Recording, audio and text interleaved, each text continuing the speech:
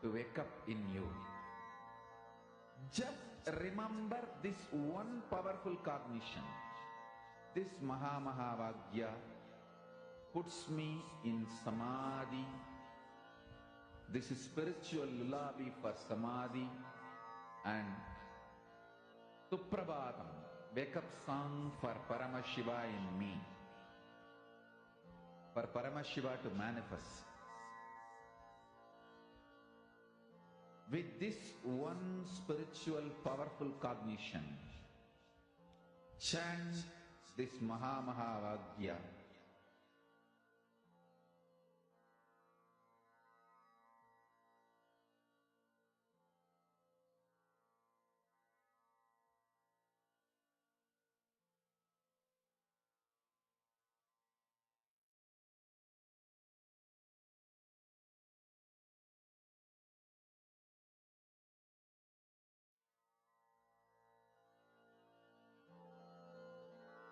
Mahavagya, spiritual lullaby for Samadhi, and Suprabhatam, wake up call, wake up song for Paramashiva, for Paramashiva to manifest.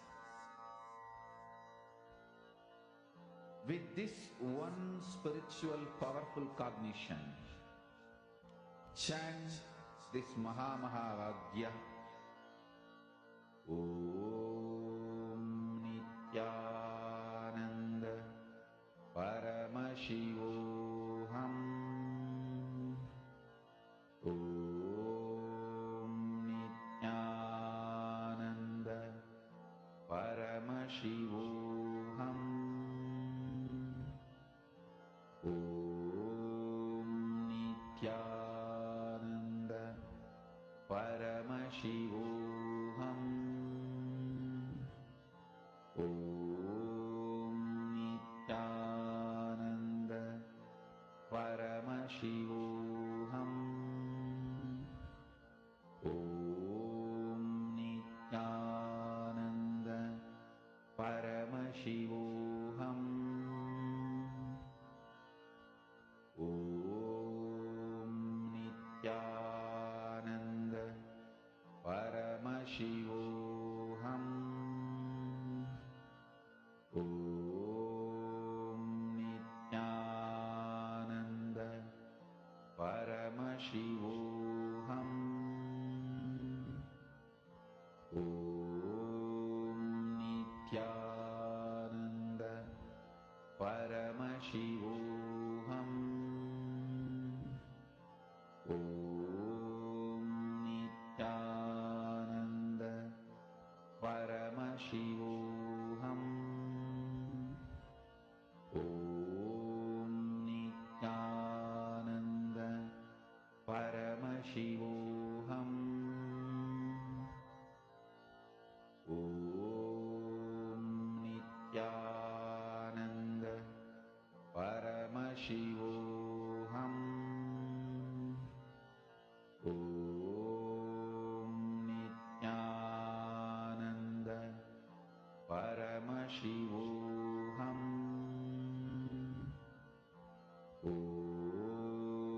Nithyananda Paramashivoham. Om Nithyananda Paramashivoham. Om Nithyananda Paramashivoham. Om Nithyananda Paramashivoham.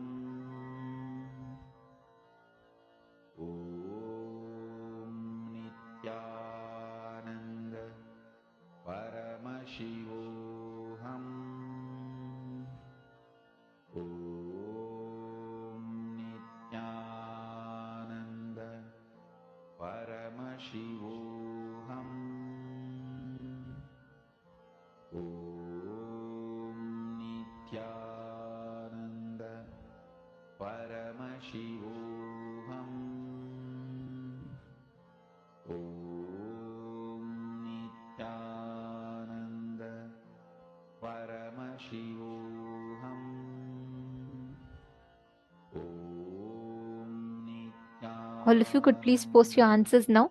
Please start posting whatever you saw through the third eye. Please post. Nithyananda Paramashivoham.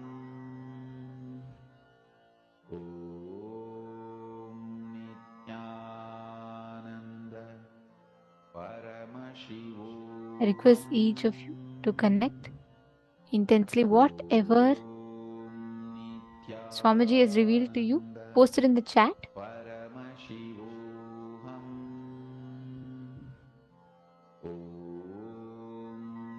Nithyananda Paramashivoham. Yes. Okay. So now let us verify the answer. Let us see what it is. So I see different people have posted different answers related to ancient Greek, okay, things used in medicine for construction, something that is attached to a staff. Shane Denise has posted. See, it's very nice to see you all participating. When you experience that silence soaked in silence, focus only on that. Don't worry about the results. I'll tell you all why. See, in the first few rounds, many times, most of the times actually, people say, Ma, I'm not seeing anything, I'm not manifesting. Because we are always looking with an expectation, we are always looking to see, oh, if I manifest, it should come like this, like this, like that. Understand, power manifestation does not happen like that. It's completely the other way around. It manifests in you whenever you drop all the expectations.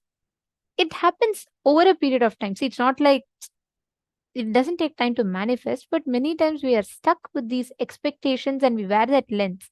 And we're trying to see everything only with that lens, right? So drop that. Swamiji will give the results to you. Understanding?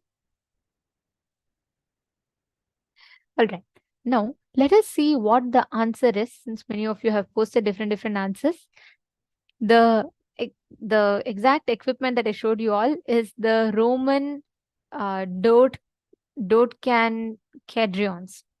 Dodecadrons. So this is, I'm just going to show it to you all. Yes. This is from Rome. Since the first of these mysterious dodecadrons were discovered in England around 300 years ago, almost 100 have been found in various locations across Europe so far. Scientists and archaeologists are baffled as to what these 12-sided objects were used for. And while some believe they are made as toys for children, others think they may be weapons is used by Roman army to conquer their foes. So the use of it exactly is not found out, but this belongs to the Roman civilization during the Roman time period. And Sumit Agrawalaya, do you see what you have seen, what you started seeing? You will see how it will just, if you scan a little bit more, if you spend a little bit more time, if you just make sure that, you're a little bit more comfortable with power manifestation, that time that you spend, it will start coming to beautiful results for the way you start manifesting. And Sunil Yadavaya, please understand, the pain in your Manipuraka, the pain you're facing, that is because of intense worry that you're holding on to in life. Your Kundalini itself is activated. It is not that it is not awakened. Please be clear, the moment you attend the darshan, Swamiji initiates you, your Kundalini is activated. There is a lot of deep worry and fear you're holding on to. Actually, when I just scanned you, that's the first thing that I saw. You have a certain insecurity with your relationships in life, which worries you very deeply. You feel like beyond what you can handle, life has put on you. Just identify. The moment I scanned you, this is the thought current that Swamiji revealed. You have a deep insecurity, deep worry that what will happen if things fall apart, if things don't go as you want.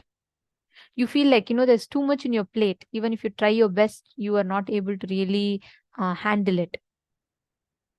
This is the fundamental thought current I'm seeing inside of you, and it is not physical. Even if you take any medication, that pain in that area will not reduce because it is a deep-rooted worry.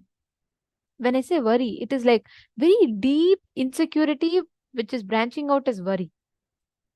And that is what is sitting inside of you, and it is not letting you experience any fulfillment in life because you're constantly stuck with this, and that is what you experience as pain in life, the physical pain. You're understanding? Are you able to relate to it? Look into your life, look back. You may not be able to maybe identify it right now. Look back into your life and you will see all the situations, all your major decisions in life, anywhere you're stuck. This is the reason you're stuck. There is a lot of self-doubt which you have deeply ingrained in you. Attend to that. The moment you attend to that, Ayya, you will suddenly feel so powerful from within. That doubt, hatred inside of you, you carry towards yourself will completely melt. Okay, Ayya? You just focus on completing that. Swamiji will take care of giving you the results.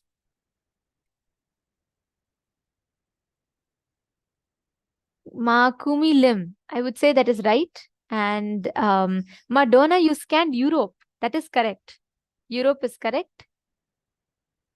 And I'm seeing each of you have posted different funds. That's very nice. See, even if you've started seeing here and there in abstract way, that is fine. That itself is fine. You can start manifesting from there. It starts from there and you will be able to manifest further and further with it. Okay, now we are going to be entering into a next session, a very, very beautiful one, where we will understand about Guru Tattva, Tyaga, which is a Guru Tattva.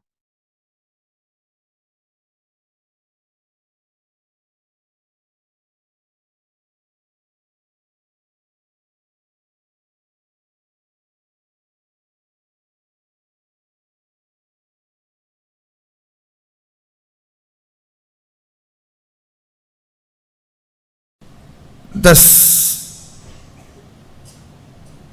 space which literally makes the Maya shiver and breaks, takes you from the perceptional reality to the real reality. That space is called Guru Tattva. Listen.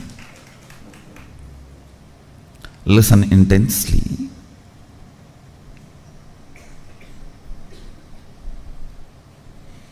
Reality as it is Sadashiva, because Karana and Karya can never be separated. Me and my actions can never be separated. You and your actions can never be separated. But you and your reactions can never be together.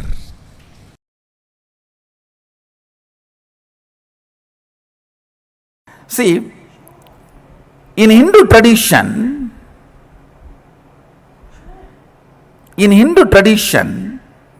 Guru Tattva is worshipped, not the individual. See, anybody who has achieved that space, who opened up to that space of Guru Tattva is worshipped. You should know, very beautiful sloka from Agama. Once Devi and Mahadeva, Sadashiva and Adi Śakti, they both were sitting in Kailas. Suddenly Sadashiva bows down with folded hands with a tremendous respect. Devi asks, "You are the Brahmanda, you are the Bhuvananda, you are the Nayaka, Lord of the universe. To whom are you bowing down?" Sadashiva says, "I am bowing down to Guru Tattva, on which I am constantly meditating. I reside. Guru Tattva is much more than God in Hinduism. Then he delivers the whole Guru Gita. The whole Guru Gita is delivered to him, delivered to Devi by Sadashiva with this start. This is the way he starts. Devi asks the question, to whom are you bowing down? You are the Lord of the universe. Then he explains about the Guru Tattva and Guru Gita. There he very clearly explains. I think it is around 500 slokas. I'll give you just 3 points. 1. The individual person is not worshipped. I am only the shell for that Guru Tattva. The principle is worshipped. That is why this throne. That's why these jewels. All these are for this principle, for the responsibility I am doing. If you see me in the courtyard, actually the moment I finish the session and go out, first thing I'll do, I'll remove all this and throw it away. It's not that I want all this and wearing. These are all the respect, reverence given to this Tattva, given to this principle, Guru Tattva. And Sadashiva says one more thing. Devi asks, if I see Guru and God both at a time, to whom should I bow down first? He says Guru, because even if the God leaves, Guru will bring the God back to you. And when you are bowing down to Guru, even if the God leaves, Guru will bring the God back to you. But even God cannot bring Guru back to you. Understand? Even God cannot bring Guru back to you. Guru Tattva is worshipped.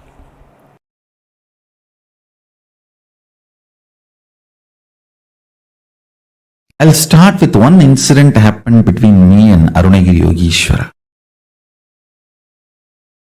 Once, Arunagiri Yogeshwara,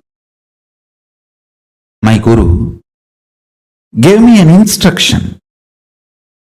And then he asked, will you do it? I was shocked. Please understand. I used to use all my resistance, fighting, using all the bad words, everything with other gurus.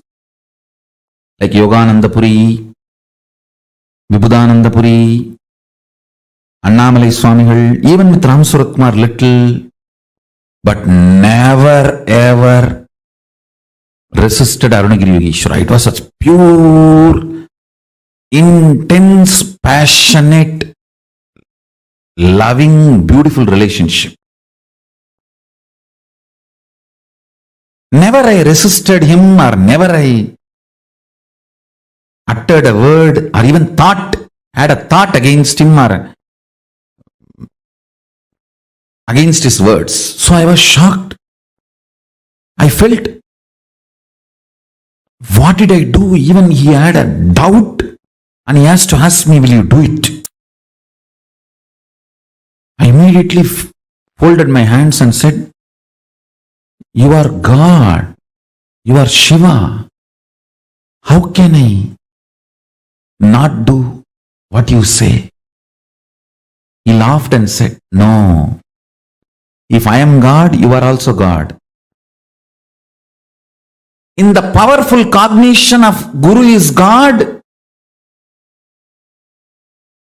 that same cognition applies, you are also God. In that God, you don't need to listen to the God. You are one, in oneness. Only if you know, I am the Guru who is going to make you experience God, you need to listen to me. Understand? I was shocked the way he made me understand. He said, if I am God, you are also God. That's ultimate reality. That's a powerful cognition. From that powerful cognition, you don't need to listen to me. We both are in one and the same, in oneness. If you have the powerful cognition, I am the Guru who is going to make you experience God, you need to listen to me. He said that is the powerful cognition you need to have. With that powerful cognition, Guru is God, You may not need to listen because you are also God. The most powerful cognition is God is Guru, not Guru is God. Understand? God is Guru to make you realize you are God. Only then you need to listen to Him. Only then you will achieve enlightenment.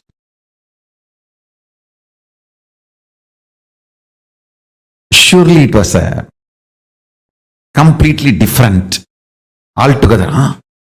Yes. Yes.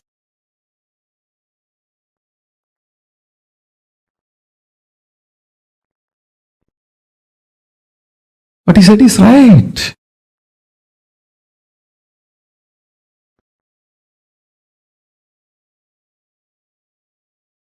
Not that God is Guru, Guru is God. The cognition I was having is Guru is God. But he shifted it to God is Guru. Listen carefully. Guru Tattva makes you realize real God. Till then, you will not even have the right cognition about God.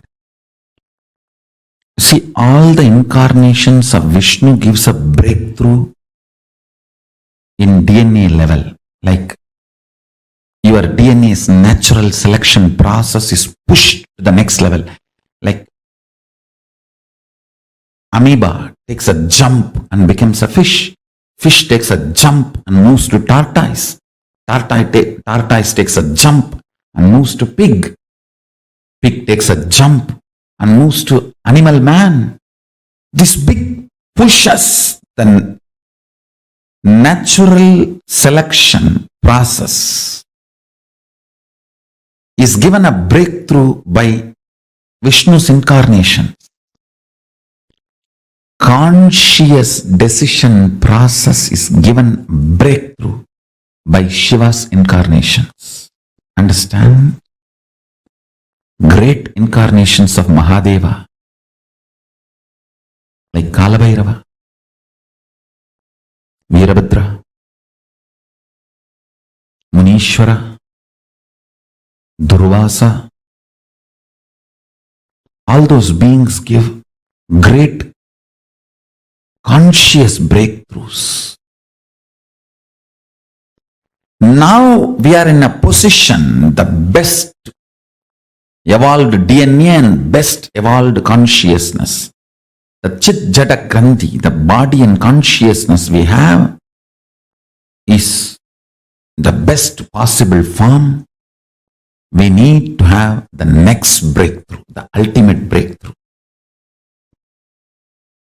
That is the purpose of my happening. Understand? Vishnu's incarnation gives breakthrough in the DNA. Shiva's incarnation gives breakthrough in consciousness. Guru gives breakthrough in both. When Paramashiva happens as a Guru, he gives a breakthrough in both levels.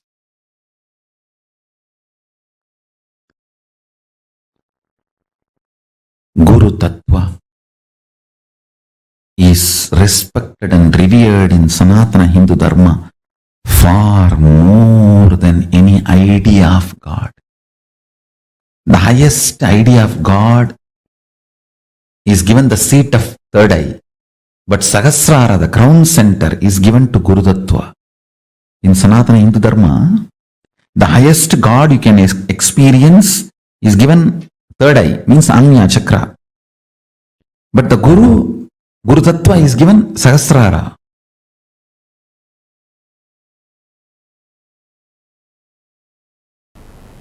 If I have to describe my relationship or what was happening at that time with him, I should tell you this story.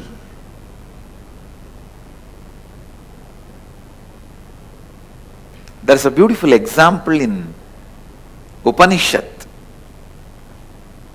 Upanishad is the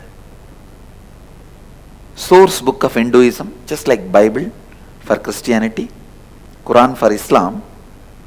Vedas are the source book of Vedic Hindu tradition, and Upanishads are the main chapters of the Vedas based on which our life is running. Upanishads are more like instructions and truths about life. So in one Upanishad there is a beautiful story. In a tree, huge tree, there was a small bird which used to jump from branch to branch. Sometime it will eat sweet fruit in the tree and jump. Some other branches will have a bitter fruit. When it eats the bitter fruit, understand it's a very beautiful simile or a example with an amazing truth.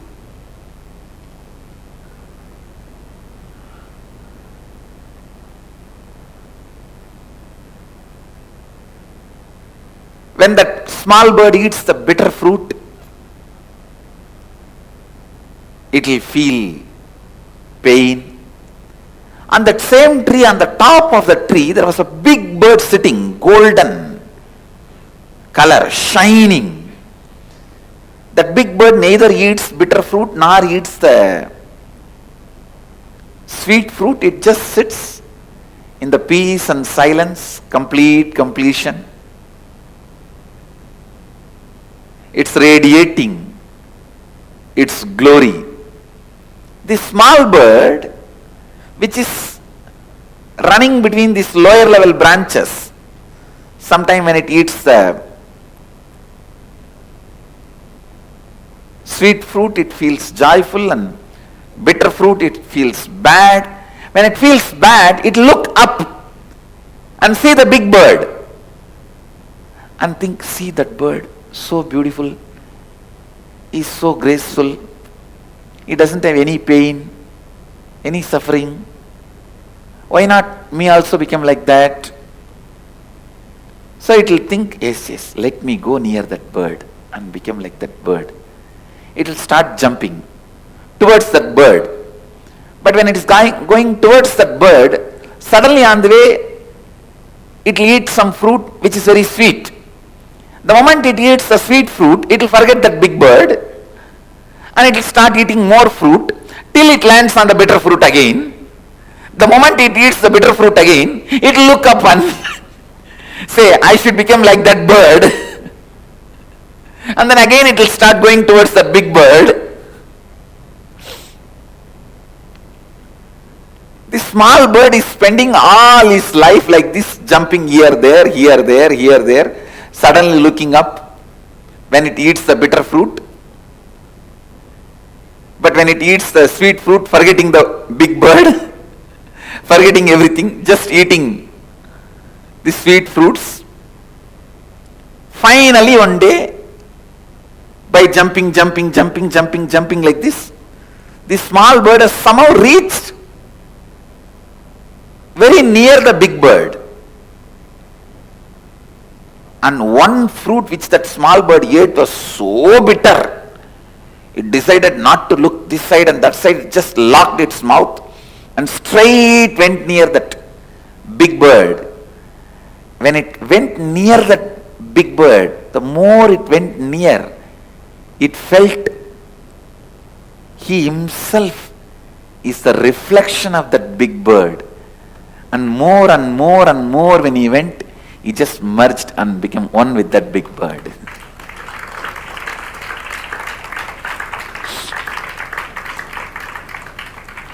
I don't even need to explain the concept behind the story, I think now. I've explained the example so clearly. The concept I don't even need to explain, all of you understood, I think. But I'll try to give few more words for you to understand the concept. Big bird is the the cosmic enlightened being. Paramatma, small bird is you, the individual soul. The bitter fruit is the incompletions and pains and sufferings. Sweet fruit is the once in a while small joys, completions you experience. When you experience little sweet things in the life, kind of a fulfillment, you forget about Paramatma. But when you get into the bitter fruit, you immediately remember and look up. And here, there, jumping. Somehow, when you really eat a bitterest fruit, and you decide after that you will never open the mouth again, means you will never allow any more incompletions, and straight look up and move near him, you will understand you are his extension. Next you will understand you are just his shadow. Third you will understand you are just his presence. Fourth you will understand you are he. Exactly. This is the exact relationship I had with him. I can say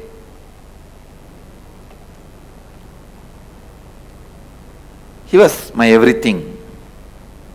Everything. One day in course of conversation, I was telling him the story, some incident about one of the great saintly enlightened disciple of Ramana Maharshi. That disciple used to write the teachings of Ramana Maharshi, and every day he will bring it and show it again to Ramana Maharshi. And if there is some mistake, spelling mistake or grammar mistake, Bhagavan will edit in his own hand, with his own handwriting.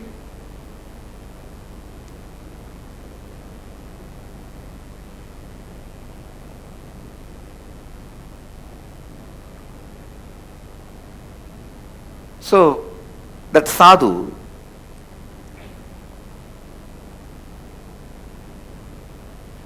by the time actually I know his name, I asked his name, he said, Arunagiri Yogeshwara. I know his name by then.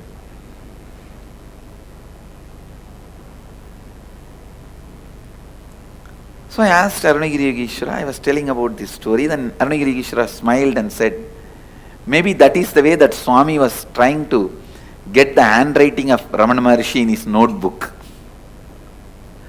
And he also made a comment, just to get the Ramana Maharshi's handwriting, this Swami will make more and more mistakes. The moment I heard, immediately I thought I got a very brilliant idea. I thought I will also start writing and bring the notebook to you. You will pen down, you will write, I will keep your handwriting with me. And I very clearly remember, he has signed even once, Arunagiri Yogeshwara.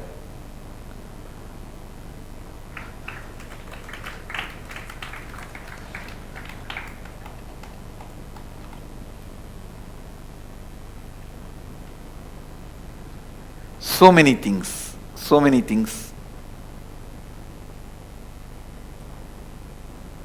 We used to speak. Once I remember he told me that don't go around and tell everyone that you are every day meeting me and talking to me. I took that as an instruction. I never asked why. That was one good thing I had. If I accept somebody as my guru, that's all, I will simply surrender. No question of why, what and all that. Before accepting, I will ask all the questions. The moment I accept, after that no questions asked.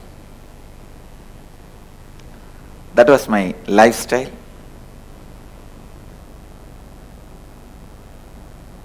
Everything was going well.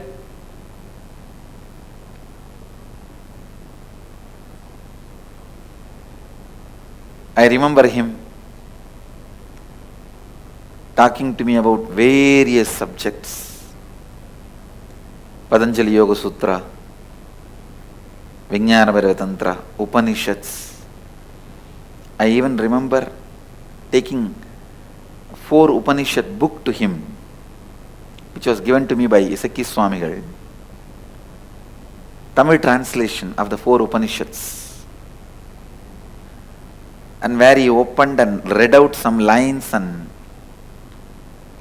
explained some lines to me.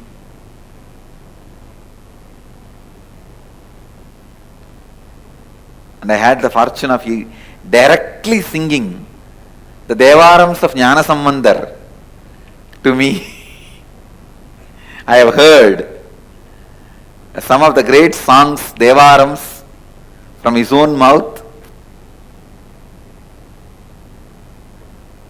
I even asked him once, how do you know all this? He said in Tamil, இங்கேயே தானே இருக்கேன், இங்கேயே தானே பாடிட்டு இருக்காங்க, அதனால கேட்குறேன், அதனால தெரியுது. He said, I am here only all the time, na, and they are singing all the time here, na. So I am listening, so I know. These are all that mystical, mischievous answers. With more time passing, I got more comfortable with him. I ate with him. I have slept in his lap.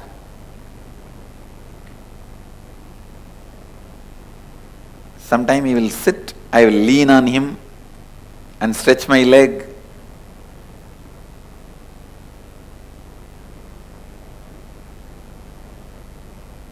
He was never just a guru. He was far more than that. Far, far, far more.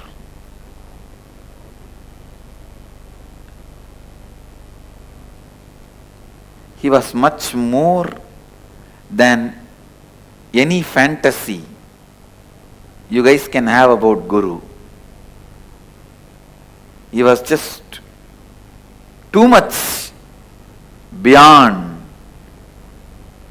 any fantasy you can have about Guru and how you should be living with Guru.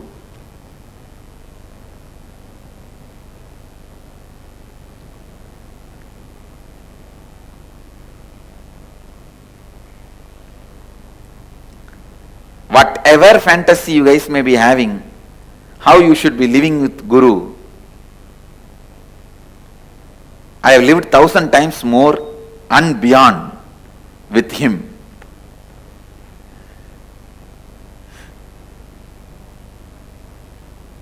He is the fulfillment of all existing and possible fantasies. That's the word I will utter. Existing and possible fantasies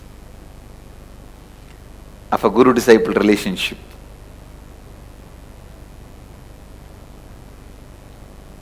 I have seen him materializing.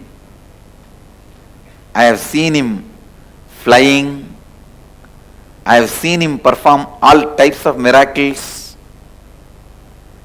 I have seen him teaching me all these siddhis. While he teaches, he will perform and show. I have seen him bringing the moon directly in front of me.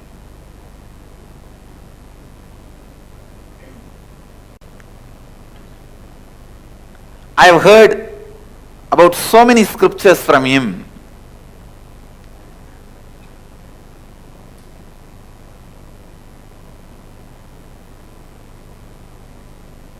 Never he will take more than few minutes to explain any scriptures to me. Immediately he will show through some miracle or just like experience he will transmit. Any samyama he has to teach, he will just teach through experience.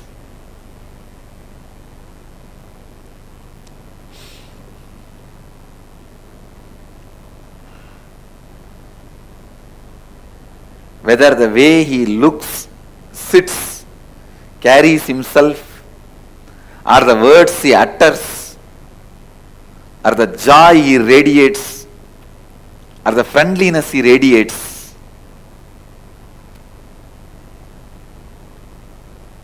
or the way he taught, everything is beyond fulfilling any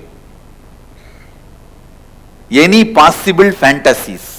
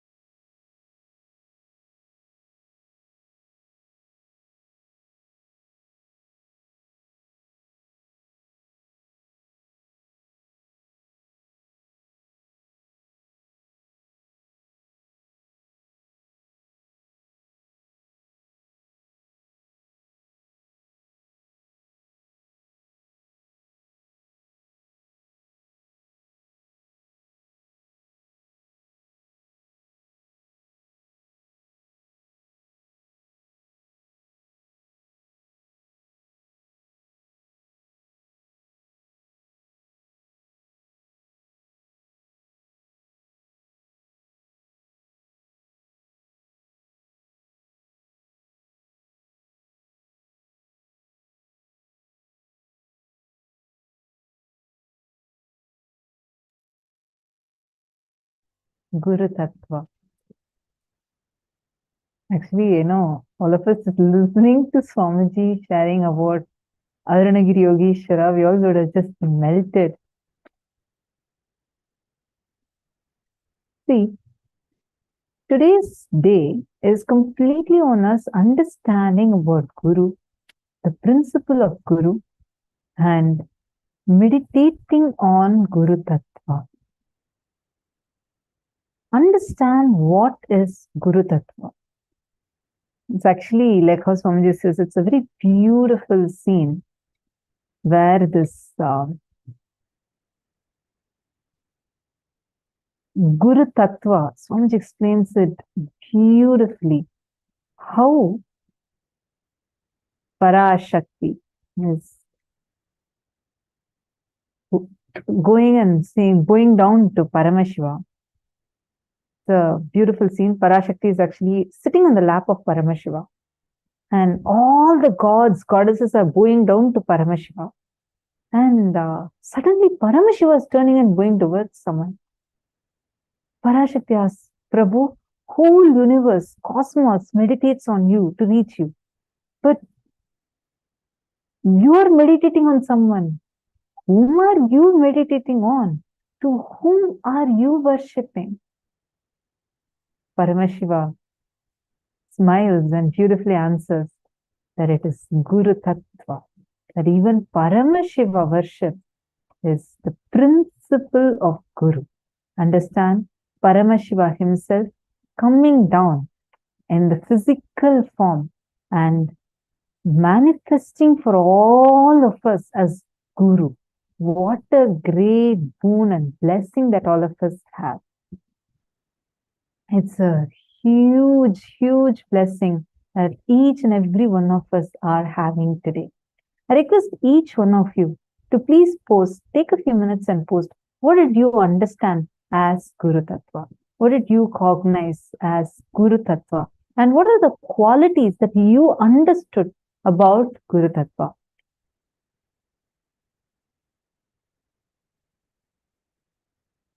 Take a few minutes and please post.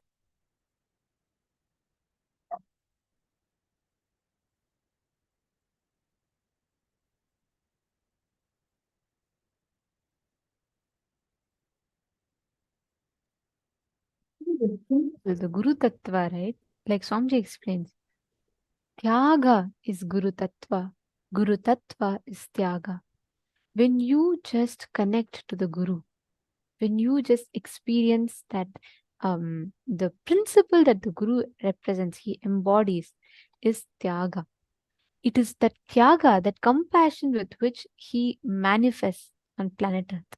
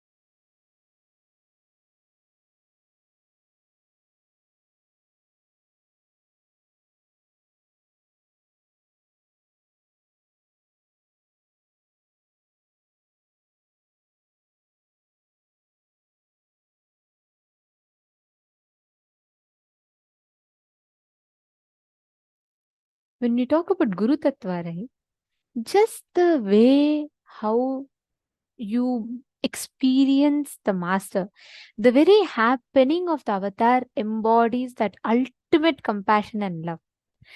That is what is Guru Tattva. Guru Tattva is when you experience that deep, intense, blissful feeling connection inside you towards the Guru. The principle that the Guru embodies, that he represents, that is Guru Tattva. Swamiji tells beautifully, Tyaga is Guru Tattva. Guru Tattva is Tyaga. Whenever that component of Tyaga is awakened in you, understand, whenever the component of Tyaga is awakened in you, at each of those moments, you experience the Guru Tattva inside of you. See, many times we all have our identity.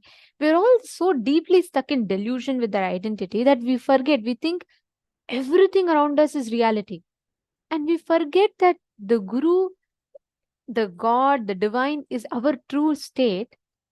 And we get stuck thinking that, whatever is our wealth, our relationships, our health, our body, we get stuck thinking this is what we are. Swamiji beautifully uses a word for Guru. Swamiji says Guru is a Simha Swapna. He's like that dream that happens in you, which wakes you up from all the other dreams. That is the happening of the avatar. That is a speciality of having an avatar in life. Whenever you experience Guru, understand he has happened in you out of sheer love for you. He has happened in you just to make the statement, hey, I love you. See, you may be stuck with your lower identity. Even you may not be convinced about your own higher identity. But Swamiji tells, even before you know you, I know you. More than you know you, I know you. And more than you love you, I love you. Even before you love you, I love you. Even before you love me, I love you. Swamiji so beautifully tells how he manifests as that ultimate expression, statement of love from the cosmos. And the only thing that we need to give, the only thing we can give to Guru is we becoming him. You manifesting him, you radiating him, his presence. That's the only thing you can give back to the Guru. That is the principle that a Guru embodies. You're all understanding? See, the only way, the only principle that the way he manifests. Every time you are understanding, every time you experience, you will have the experience of the whole. You will have the experience of you yourself merging with the whole. And you will start experiencing that very, very powerful principle. You're understanding? And every time you experience this Guru Tattva, the principle of Tyaga, the component of Tyaga gets awakened in you. That is what the Guru embodies. That's what the Guru represents in us. And many times we all forget, miss the lesson that the Guru teaches us because of the blind spots that we carry in our inner space. And whenever you are going to that space of thoughtlessness, completely relaxed, at those moments you experience the truth that you are a reflection of the Guru. The Guru is the ultimate manifestation for you. He embodies himself. He appears, manifests as that Paramashiva who gives you an ultimate blessing and boon. He makes you realize you are God. The God comes down through the Guru to make you realize you are He. He is you. You're one and the same. That is a principle, that is the Tattva, that the Satya, the principle that the Guru embodies.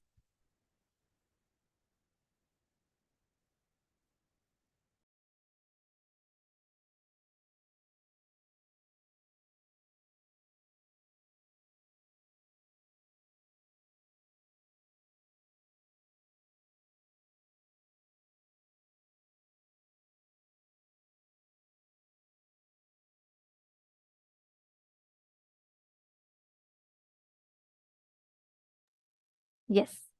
Now, I request all of you, see, Guru Tattva and all, there is nothing you can do to understand it. You can only experience and taste the sweetness of it. That's what is the best thing, right? Swamiji tells, you can never talk, say, how much ever, if a person has never seen light in his life, can you go and say, hey, you know what? Light is very bright. Light is something that will fill the whole room. He will be like, trying to understand what you mean by that. You can only drag him to the light and you can show him this is what is light. Then he will know, oh my God, I see the world in a different way. Same thing is Guru.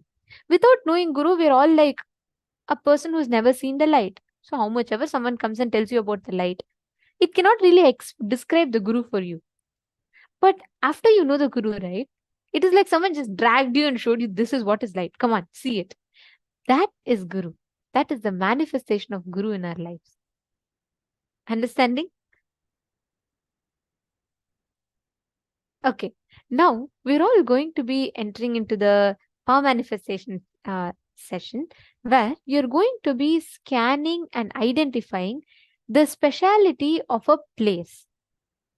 Okay. So I'll be projecting a place for you all and you're going to be scanning and identifying what is that particular place known for. Okay.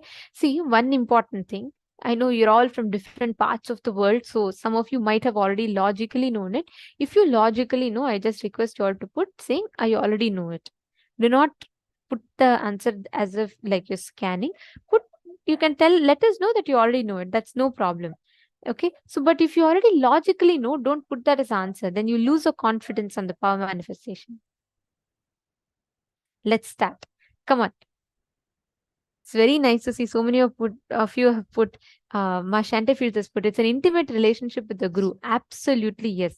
It's a being to being relationship. Only the being who's receiving and the Guru understands and knows that relationship. Nobody else can judge. Come on, can I request each of you to scan and identify?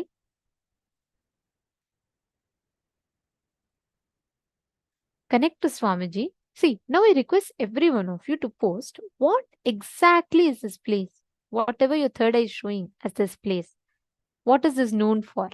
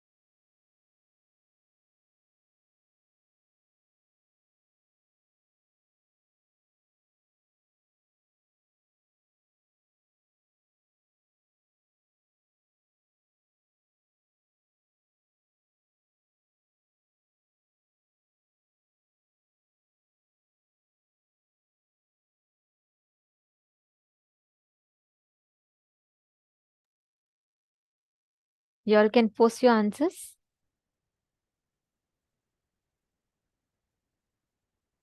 Okay. See, whenever you're manifesting this power, right? It is like Google. Okay. So your Google has everything. But if you just go google.com, of course, you'll not find everything there. You have to search whether you want to search for the nearest temple, you want to search for the nearest Ayurvedic hospital. Everything is available for you in Google. Correct? You can see anything you want in Google. Now, the moment you have the power of Sarvajnatva, it is not instantly that, oh, everything you will know. It is that the Google, it is like Google. It's like the cosmic Google, which means your third eye is opening to you to show you anything that you want in any details that you want. Are all of you understanding? So every time you scan with this understanding, scan with this cognition. It is not that it is, just like that happening. You are basically identifying what exactly is the information through the cosmic Google, the browsing center, the browse center, which becomes your cosmic browsing center for you. Okay, so now let us see the answer for this. So basically, this is a spotted lake in British Columbia. It's in British Columbia. This is the northwest of Osoyoos. Please bear with me if I'm pronouncing the name wrong. And this is a spotted lake, Hiluk, and it's most mineralized lake in the world. And this lake is spotted with 365 separate pools arranged in a strange mosaic-like pattern. Each of these spots hold a unique and highly concentrated chemical content and is said to cure different diseases. So this is the answer.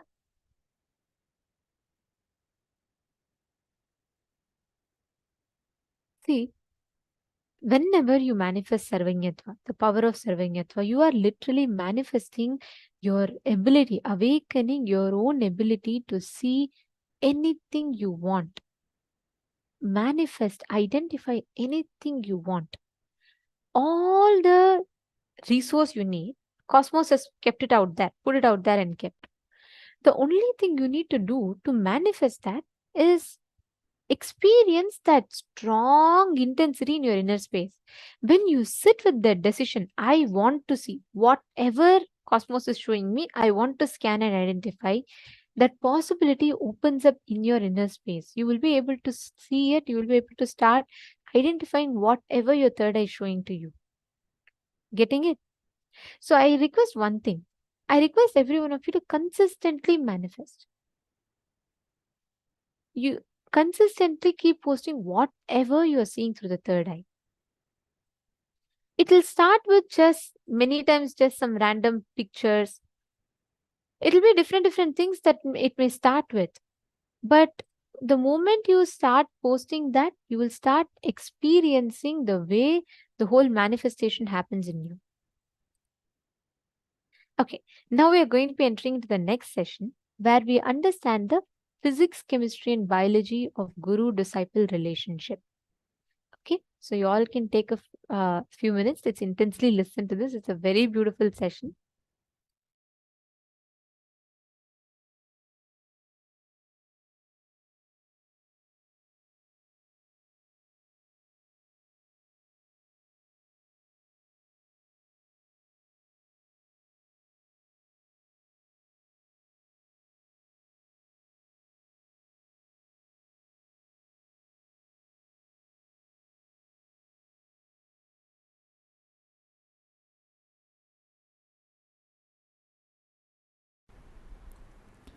Whole Hinduism is Guru Sishya Parampara.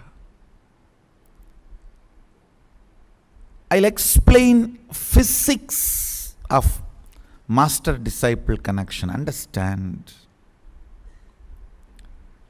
If you want to become a doctor,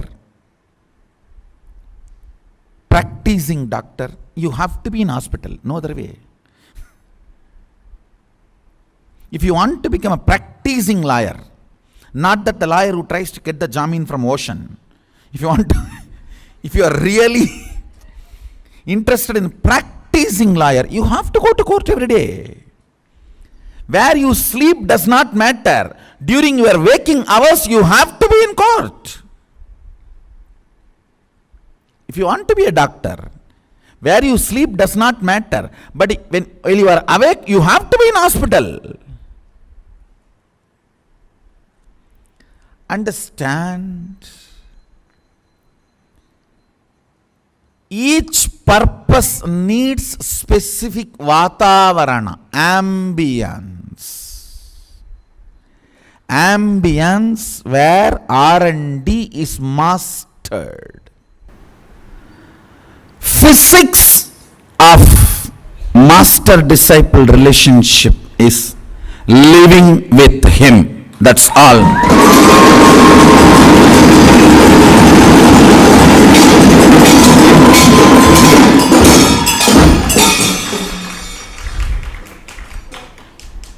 All other answers are compromised answers. It is straight. Living with him, over.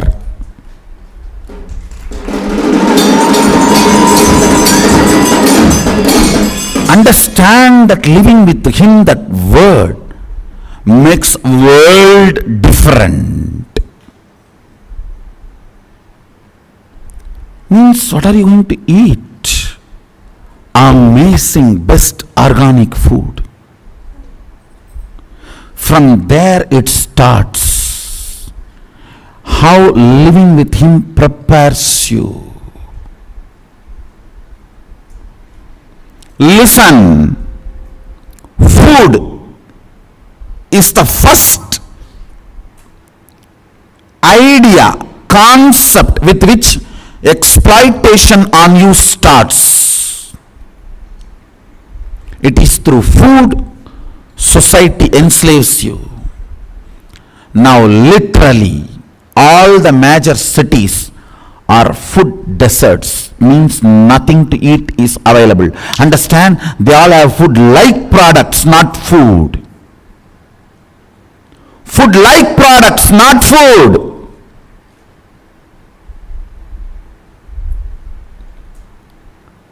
When I grew up, I have never seen non-veg being sold so openly. In whole Thiruvannamalai, one non-veg hotel used to be there, and people used to treat that like a red light area. No one will go there. If somebody goes there, very secretly they will go, and there will not be any crowd and all around. Secret parcel, pack it and run away and sit outside, somewhere outside the city and eat. The layers of addiction in food, things which completely destroys you, tamasic, like marijuana, heroin, ganja, all the other addictive items. See, ghost means which eats its own body parts. That's the definition Mahadeva gives for ghost. A person who is addicted to these illegal drugs are eating his own parts. Like you are eating your own intestine, you are eating your own liver, that's all. To be in the kick. Eating little every day. That is why you are not understanding. Otherwise it is eating. You are a ghost once you start getting addicted to the illegal drugs. Understand, global warming is true, and it is because of non-veg industry. I am not saying this. Google, go to the internet. There is enough statistics.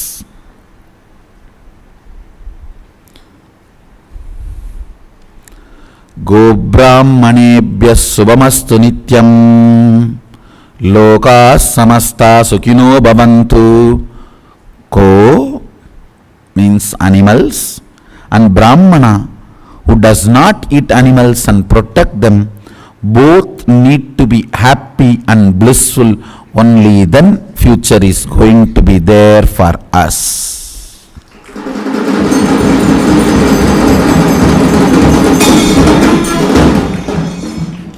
Fundamentally, it is food. You are exploited. Understand? It's not joke. Rajasic is all plastic food. Understand? Tamasic, Rajotamasic and Rajasic. Rajasic is plastic food. Plastic food means food grown out of altered seeds and grown with pesticides and fertilizers. Kamikagama says 10 trees, drumstick tree, papaya tree, 10 trees he says should be around, Sadashiva says, should be around your house and the cow. You will never be hungry, you will never need to sleep in hunger. How he says, exactly like that, I have seen houses existing in Indian villages.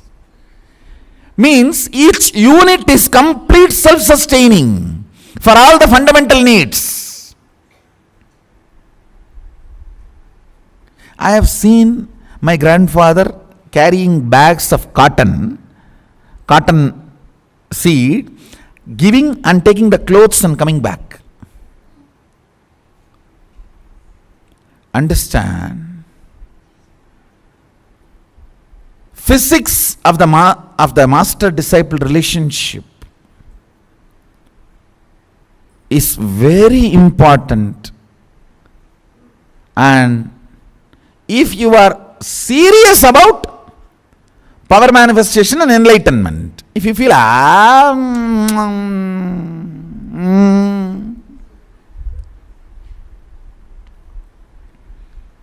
then no problem. Then you don't need Mysore Road.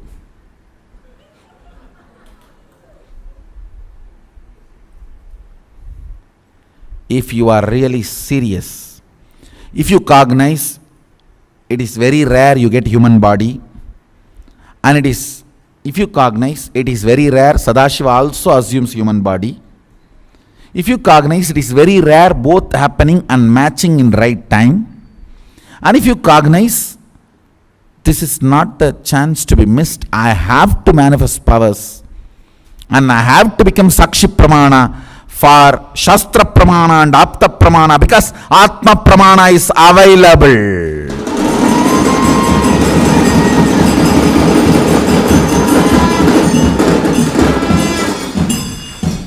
Understand, if there was no Shastra, there was only Shastra Pramana and Apta Pramana, Atma Pramana is not available, and you not being here is not crime.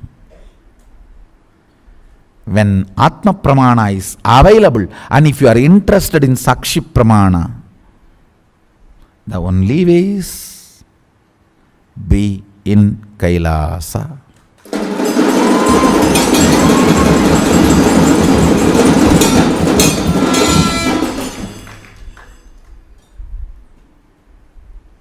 No, I am your close devotee. I worship you every day. I do Guru Puja. Okay, you do Guru Puja, great, no doubt. But I am not able to send organic food from here to there for you. I am not able to package this pure air and send it to your home. What can I do?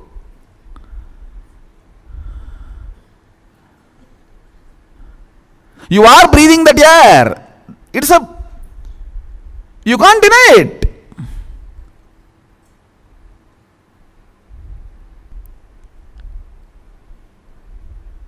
In human life, 80% of your priority should be given for right food, because it is all about right food. But unfortunately, we don't think even about 10 minutes a day about what we are eating.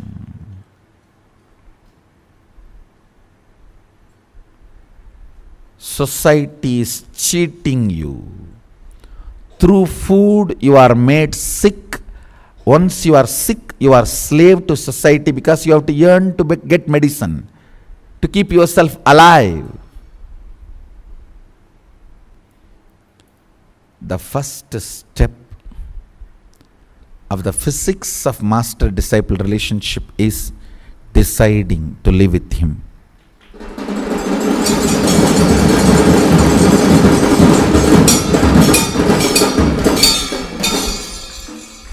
eat his food, live in his breathing space.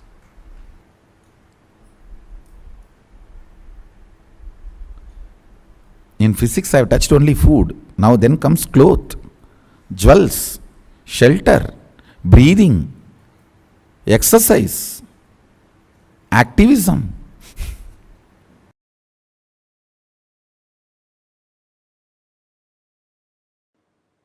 The third point, physics of the Guru-disciple relationship.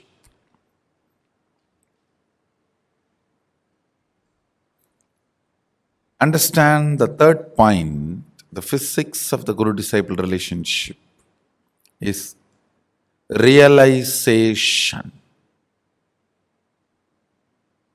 Let me precisely explain what is realization. You declare the truth. First, you need to consciously do listening, internalizing, come to the conscious conclusion. For example, I'll give you one example. Shivoham, Sadashivoham, or Mahasadashivoham, whatever. First of all, you need to consciously spend time in listening and internalizing to come to the conclusion.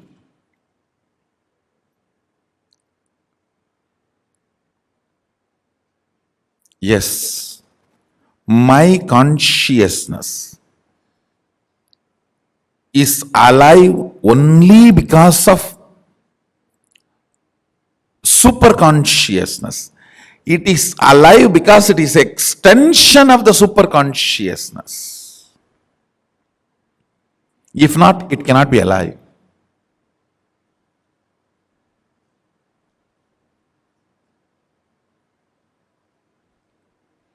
Because it is in the shade of Mahasadashiva, it is alive.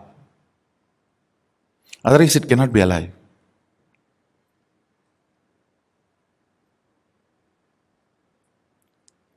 Once you come to that conscious conclusion and decision, then based on that powerful cognition, you start manifesting powers. When you try to manifest powers, if you manifest, great. If you are not, that should not shake your conscious conclusion. You should only stand with the conscious conclusion, and all the ups and downs you are going through while holding on to that conclusion and proceeding with your life with one attitude of tyaga. Understand? I'll explain more detail.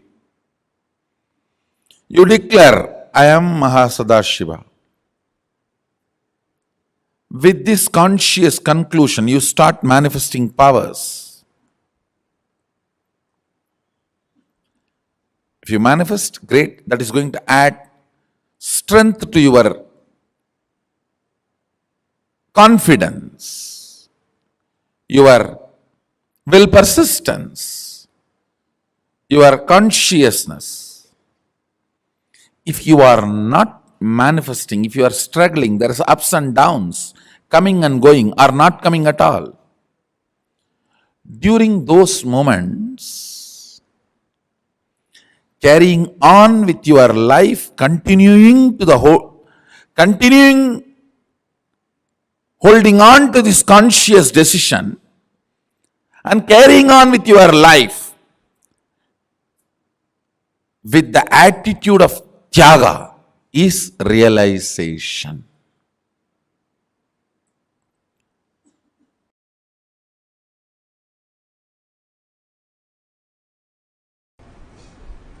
Same way, powerful cognitions nurture and evolve guru-disciple relationships. Understand? Here the proposal is not will you marry me. Here the proposal is will you become me.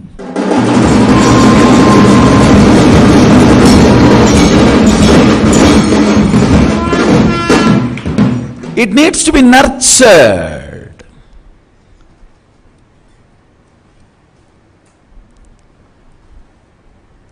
Whatever may be the reason, the first connection starts. It should be nurtured with powerful cognitions. Every day, every minute, people ask me, what is the most important spiritual practice your disciples should do? It's nothing but building powerful cognitions.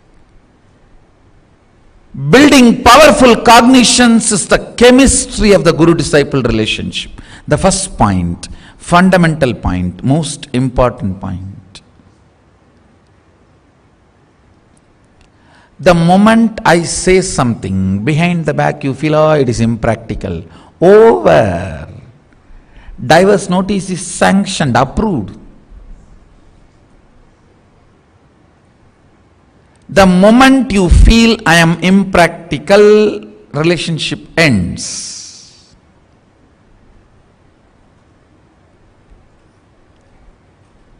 Constantly building the powerful cognitions nurtures the relationship. Understand?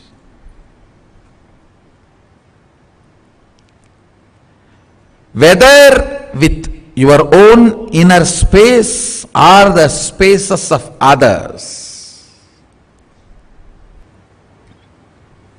more and more nurturing of powerful cognitions matures the guru-disciple relationship. The first point in the chemistry of guru-disciple relationship is nurturing powerful cognitions. One of the biggest problem is, first time you try to do power manifestation, if it is not happening, you come to the conclusion, no, that is not for me, it is not going to happen, that is impractical. Maybe kids are cheating.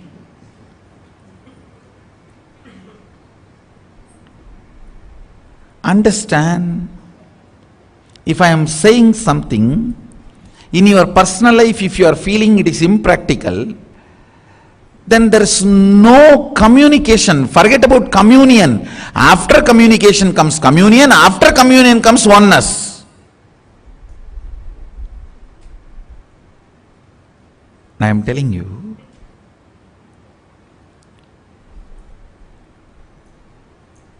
the flavor of powerful cognition is constantly being alive and active. Whoever is constantly active, not bothered about whether somebody is noting, watching, they are being recognized, praised, organizationally given promotion to.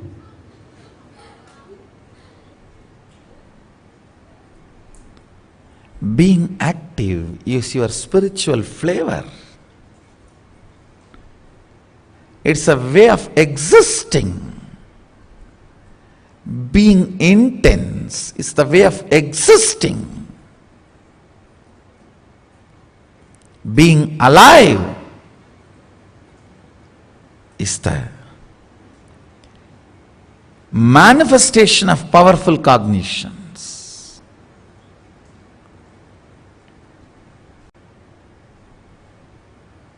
As long as you feel master, his words, his instructions are impractical, you have not nurtured your secret crush to become love, love to become romance, secret crush to become romance, and romance to become love, and love to become a commitment, and commitment become a stable relationship, and relationship becoming completion.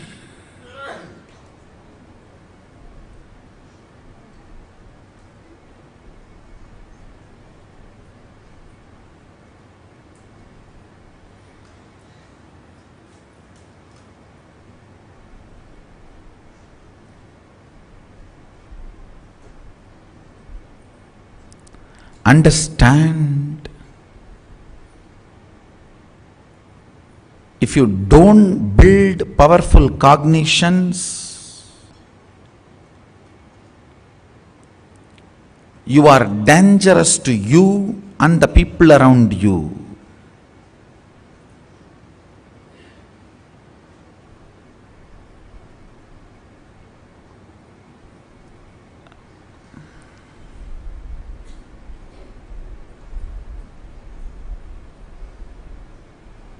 No, really.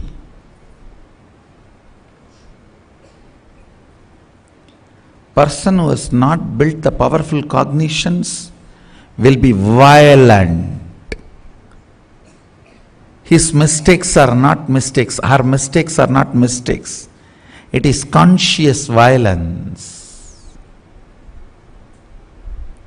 A person who feels low about himself or herself will be life destructive, life negative, will be frustrated, will be only interested in pulling things down, collapsing, burning.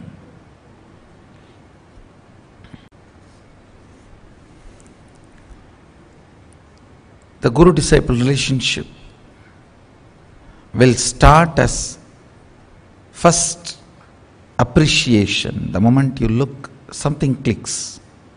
Then appreciation evolves into feeling connection. Then it evolves into listening. Then it evolves into internalizing. Then it evolves into manifesting powerful cognitions. Then it evolves into manifesting powers. Then it evolves into pure love. Then it evolves into oneness.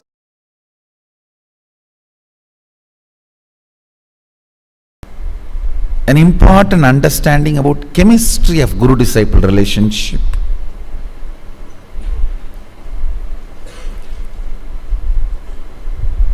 He also showed me the beautiful verse from Agama where he talks about it. I'll explain the principle, then I'll give you the reference. You go and spend a little time studying the original verse and I'll give you the understand. Handful of clay can never be separated from all the clay exists in the cosmos. Bones you are having can never be separated from the bone material of the cosmos.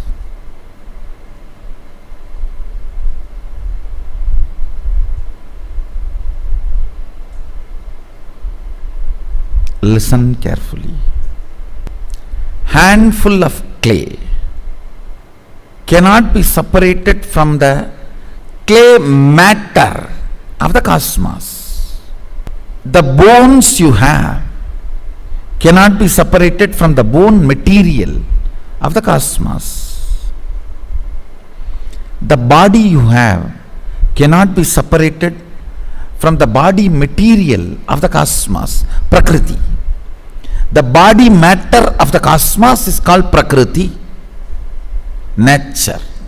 The will you have with which you torture yourself 24 hours with self-doubt, self-hatred, self-denial, whether this is right, that is right, did I get justice, am I getting my share, or am I being cheated, the other person does not do that but gets this, I do this but I don't get, with all the drama.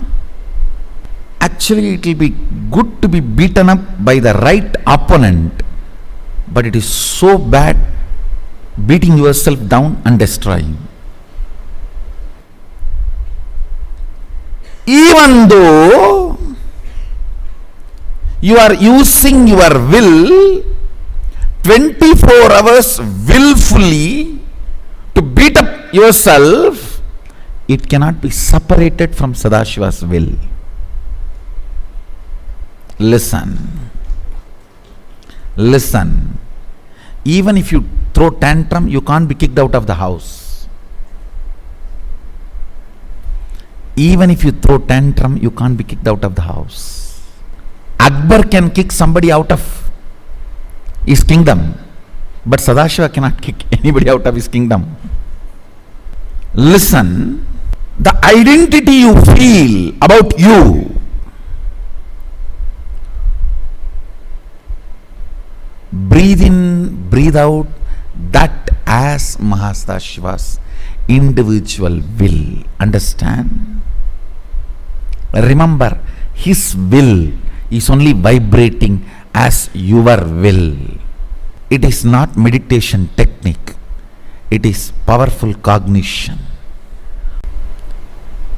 I'll give you a simple understanding. Slow down coming to conclusions.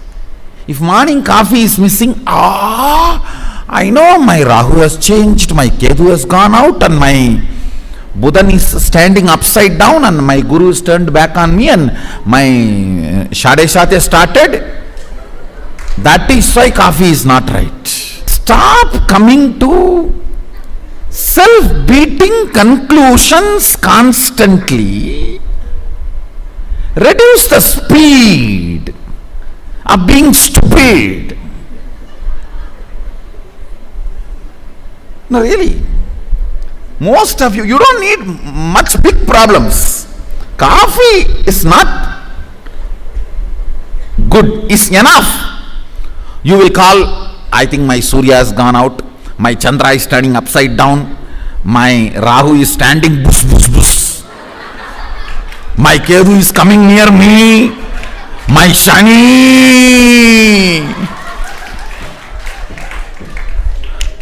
Shani went to the cow and spoiled the milk.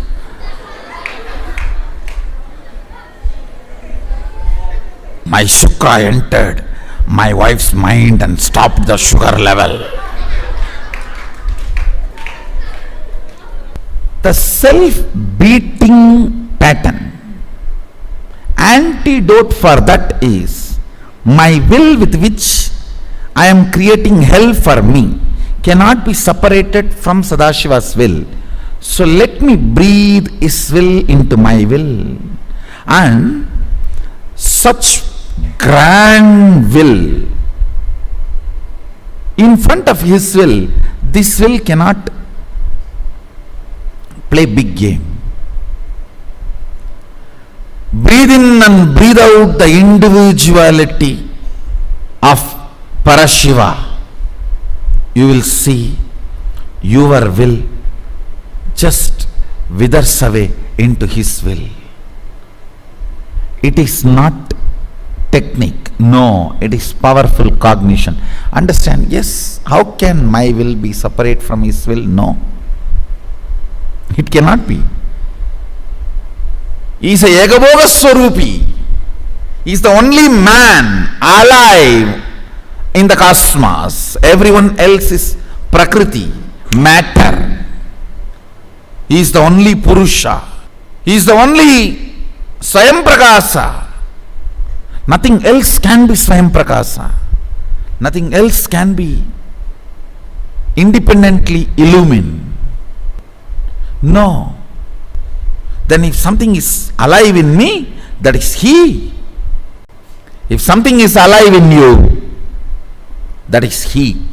If still the chemistry of converting blood into blood, air into prana, breathing into life happening in you, then that life is he. Remember, he is living through you.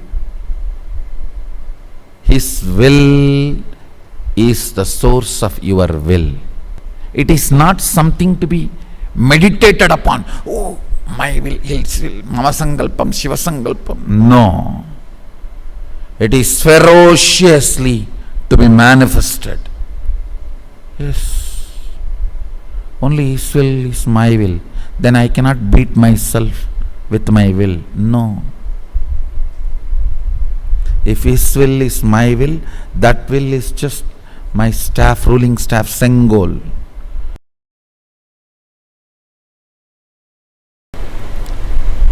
One of the worst thing can happen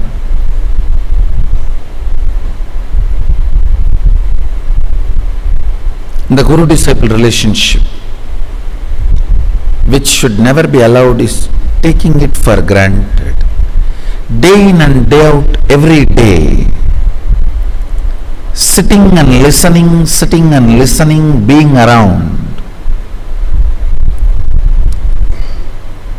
Sharada Devi says beautifully, when you go near the Guru, if you start thinking he is human being just like you have gone far away from him. I have seen many people, by coming near to me, they have gone far away from me,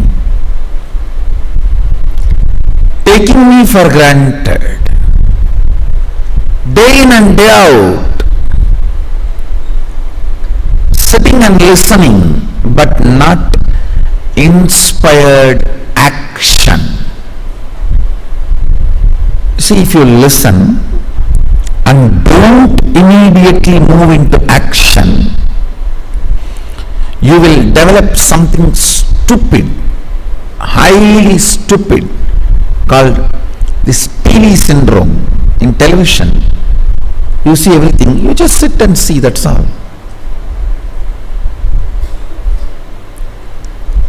Your life has been reduced to 2D life due to TV and gadgets. Sadashiva gave you 5D life, length, breadth, depth, time, space. Gadgets have reduced it into 2D life, length, breadth, that's all.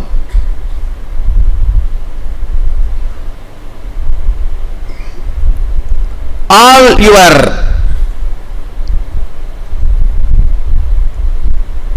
emotions,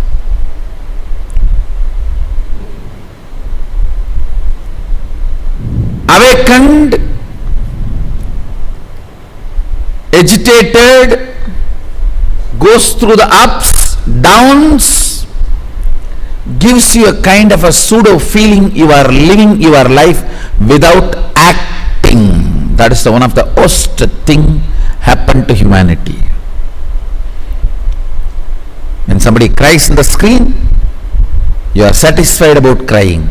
When somebody laughs in the screen, you are satisfied about laughing.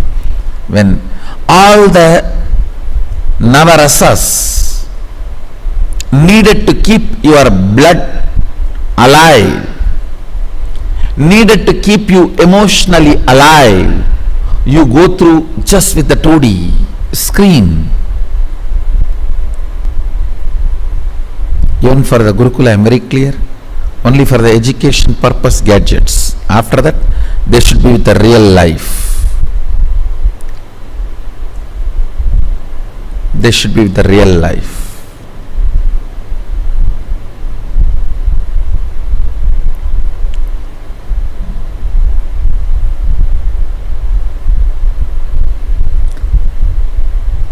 Constantly habituated to pass through the life without getting involved develops a pattern, and that pattern is responsible for taking Guru for granted. Every day watching, okay, all right, he talks, I listen, or I sleep, or I learnt the art of sleeping with eyes open.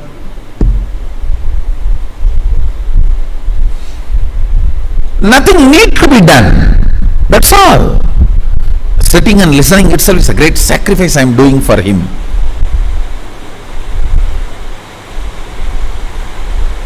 That is when corrosion and erosion starts.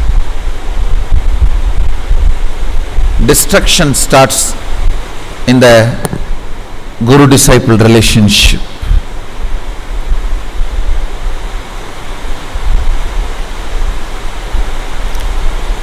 Act immediately when the inspiration is injected in your system. Manifest powers, manifest powerful cognitions, Manifest powerful lifestyle. Powerful lifestyle is charya. Powerful cognitions is vidya. Powers are kriya. Manifest powerful cognitions, powerful lifestyle and powers. Destroying your life to 2D and expecting the results in 5D is called stupidity. If Guru cannot move you, no one can move you.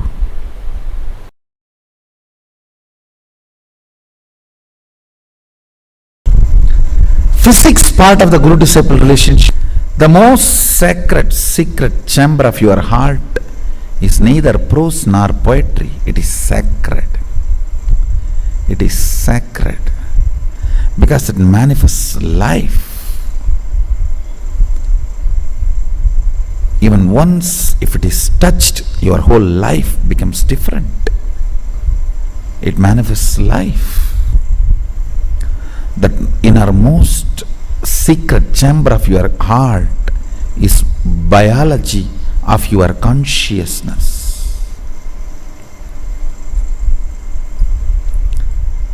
It is like a source from which you identify your I.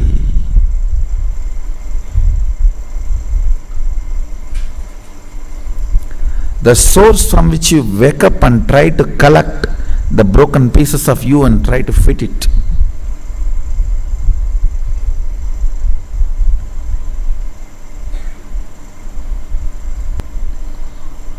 Same way, every night you become pieces. Morning when you wake up, you try to just assemble yourself and fit. And suddenly you see all the inspiration you had till yesterday night is missing. Some of the most powerful cognitions you developed after thinking for 7 hours is suddenly missing. Oh God! I found solution for this problem almost spending 7 hours.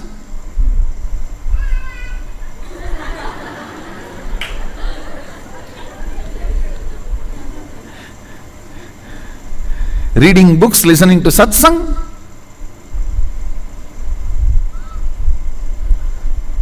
Jivartha sadas, Vakyartha sadas and what not.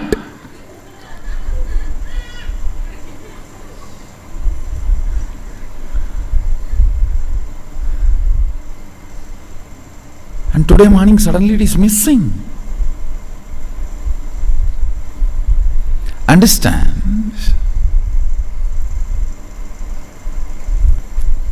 All your core components, mana, chitta, buddhi, ahankara, karmendriya and jnanendriya,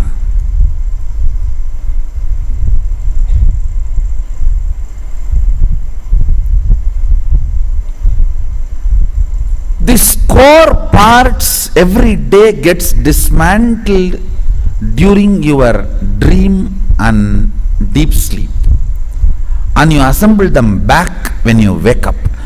The rope with which you tie is integrity. That is why I say integrity is not mental quality. It actually even forms a groove, subtle groove in your brain. It can be measurable clearly through MRI and scans. It is physically measurable.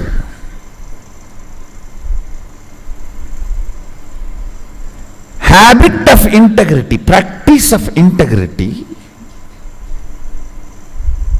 puts your core components, core parts back together the moment you wake up. If the integrity thread is too thin, you can't put all your parts together and tie. That is why they continue to function in different direction.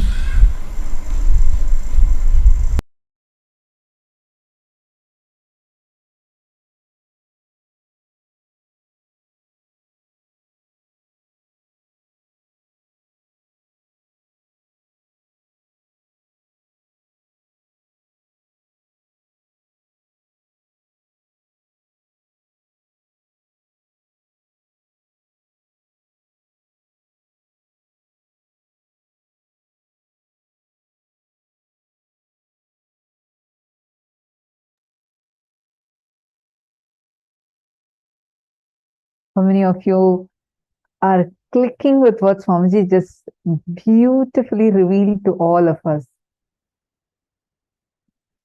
The physics, chemistry, biology of guru-disciple relationship.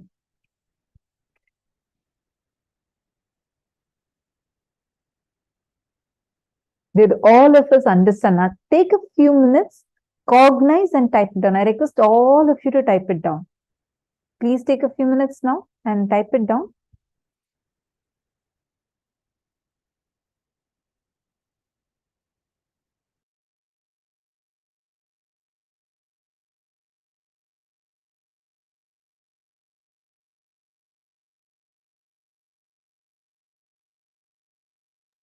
Sorry for that. See, like how Swamiji had explained to us the physics, chemistry, biology of guru-disciple relationship.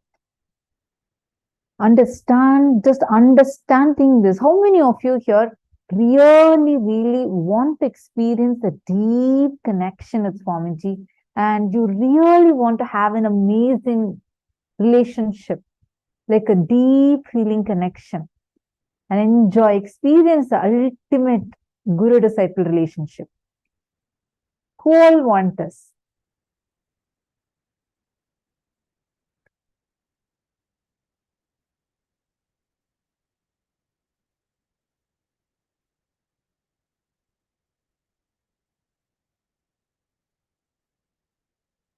Ma forum is supposed to, you're hearing this for the first time. Which particular one? Is this the first time you are hearing the physics, chemistry, biology of the guru-disciple relationship? Yes, these clips, many of these clips, actually you might have not heard many of these clips. That's true, because some of these are exclusively taken only for the sessions. You would not find it elsewhere.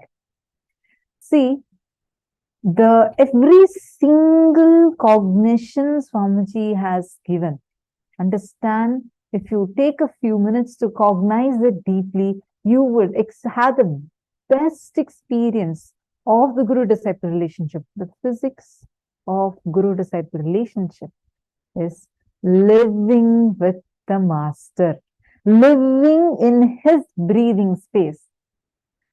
The chemistry is turning into the powerful cognitions he shared.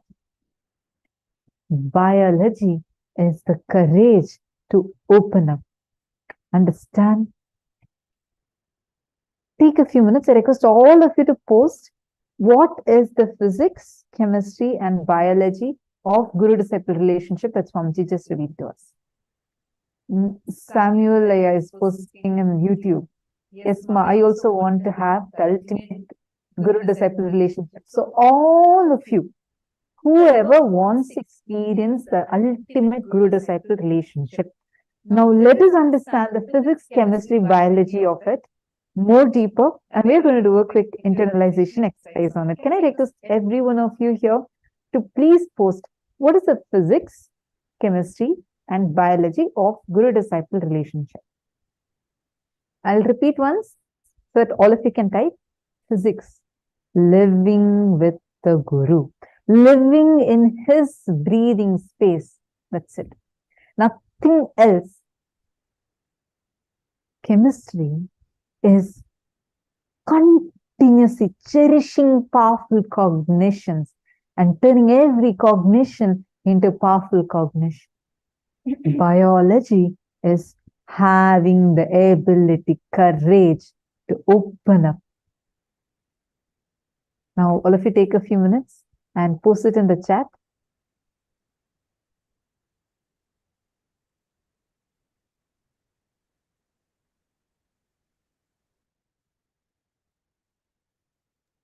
All of you post, go to the chat and post it.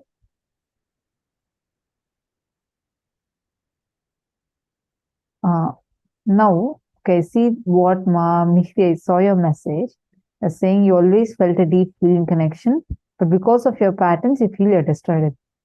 Let me tell you one thing. Even when you feel, no, I have destroyed it by myself, Be very clear. He is still waiting for you. He still loves you. Don't give up on yourself. Never give up on yourself. The only person in the whole universe who will never ever give up on you is Swamiji, Guru. He never gives up on you, no matter what. You still have a chance.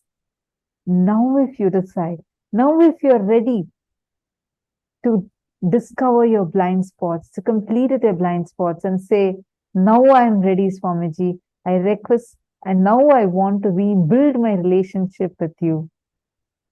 You will see how he himself will do the whole thing for you.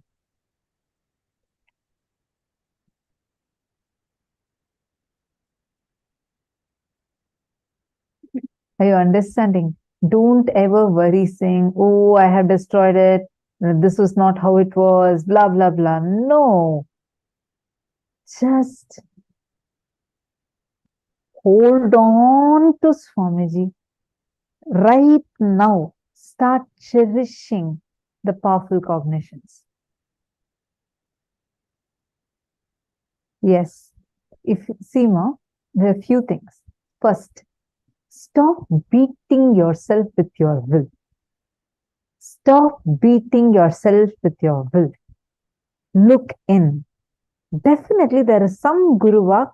Due to any reason, you might have even given the reason of your health or some situation, some Guru Vak that you missed following.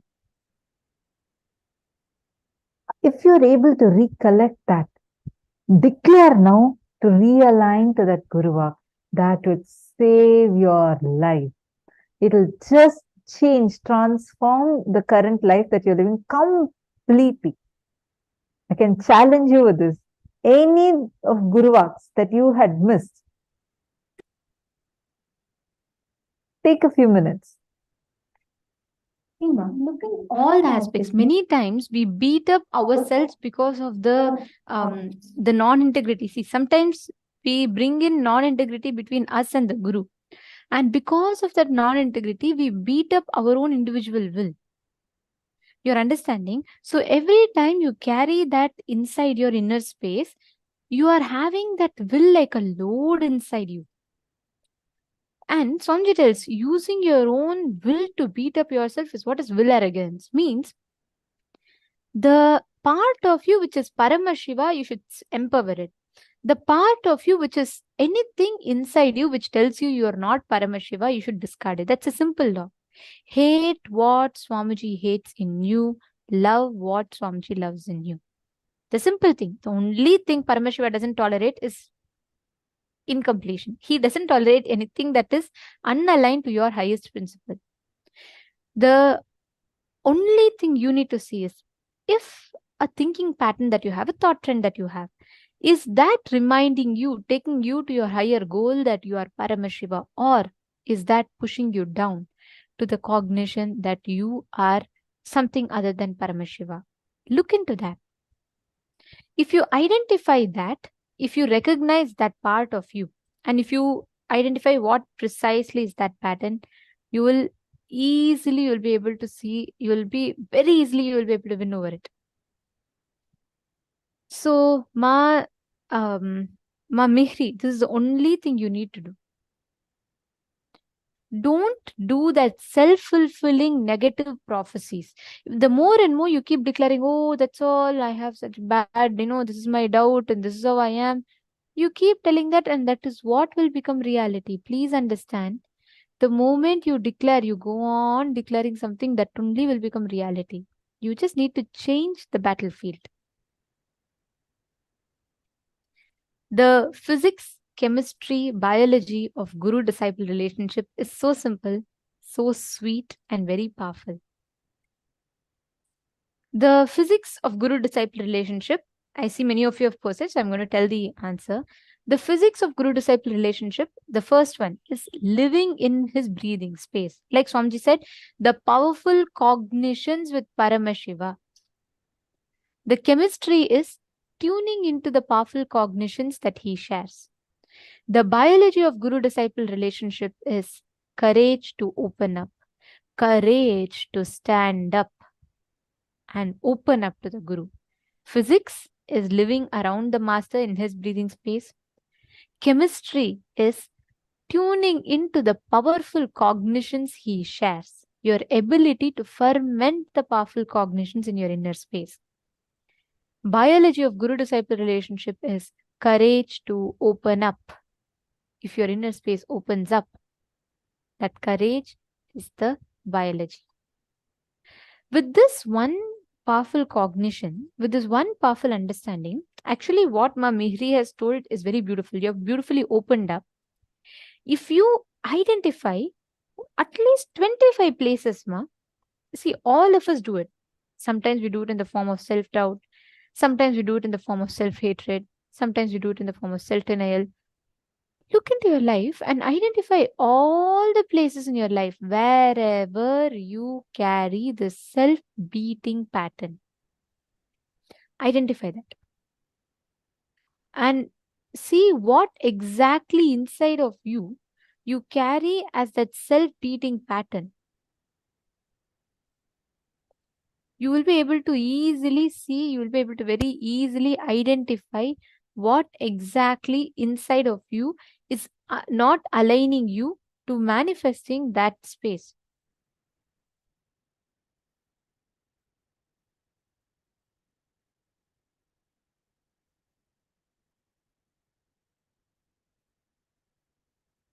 I request every one of you to take a few minutes.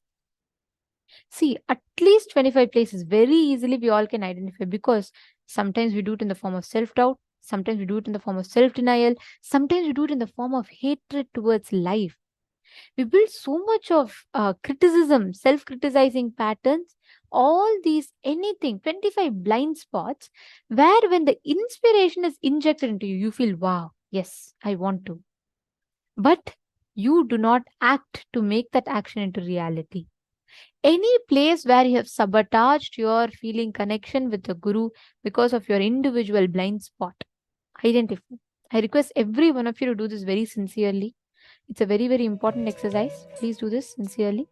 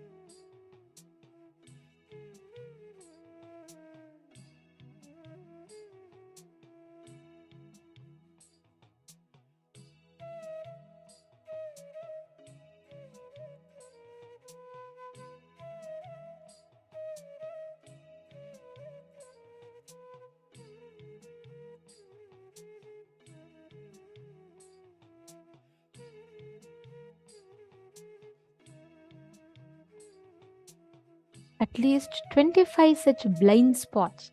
See, blind spots are called blind spots because we do not know where exactly it is. But when you look in, you will identify at least 25 places.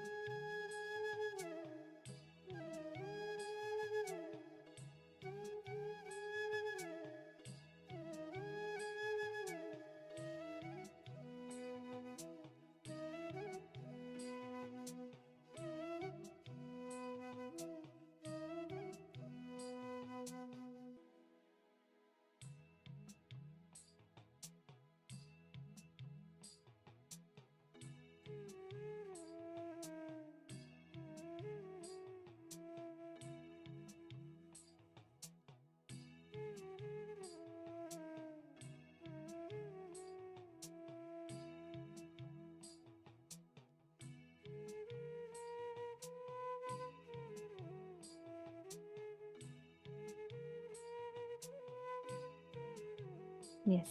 Hope all of you have finished writing. Okay. Now, let us all enter into the power manifestation session. See, please understand. Whenever you identify these blind spots inside of you, whichever place, These blind spots sit inside of you as thought currents, undigested thought currents. Like how when undigested food sits inside of you, they become the poison, food poisoning, right? Same way, whenever you have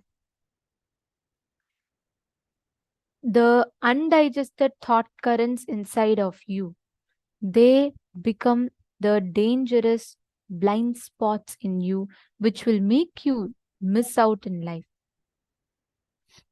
Now, every time, whenever you're manifesting power, you are literally manifesting that experience in you. The chemistry of guru-disciple relationship, where you digest the powerful cognitions as part of you. You absorb, you grasp the powerful cognitions as an extension of you. Basically, each powerful cognition, you processing and analyzing it. That is the chemistry of guru-disciple relationship. Now, let us do one thing, okay? Can I request all the participants here, every one of you, to sit now? Sincerely sit and manifest the power. Whenever you manifest powers, you are experiencing the powerful cognitions of the avatar manifesting through you. Let us do it this way, okay? One round, we'll do 5 minutes. So 3 minutes, I'll show you all the question and then I'll show you all the answer. All right? So I'm going to be projecting another place for all of you to scan. I request all of you to scan through your third eye. Identify what exactly this place is. And please post in the chat. Paramashivoham. Om Nithyananda Paramashivoham. Om Nithyananda Paramashivoham. Om Nithyananda Paramashivoham. Om Nithyananda Paramashivoham. Om Nithyananda Paramashivoham. Om Nithyananda Paramashivoham. Om Nithyananda Paramashivoham. Om Nithyananda Paramashivoham. Om Nithyananda Paramashivoham. Om Nithyananda Paramashivoham. Om Nithyananda Paramashivoham. Om Nithyananda Paramashivoham. Om Nithyananda Paramashivoham. Om Nithyananda Paramashivoham.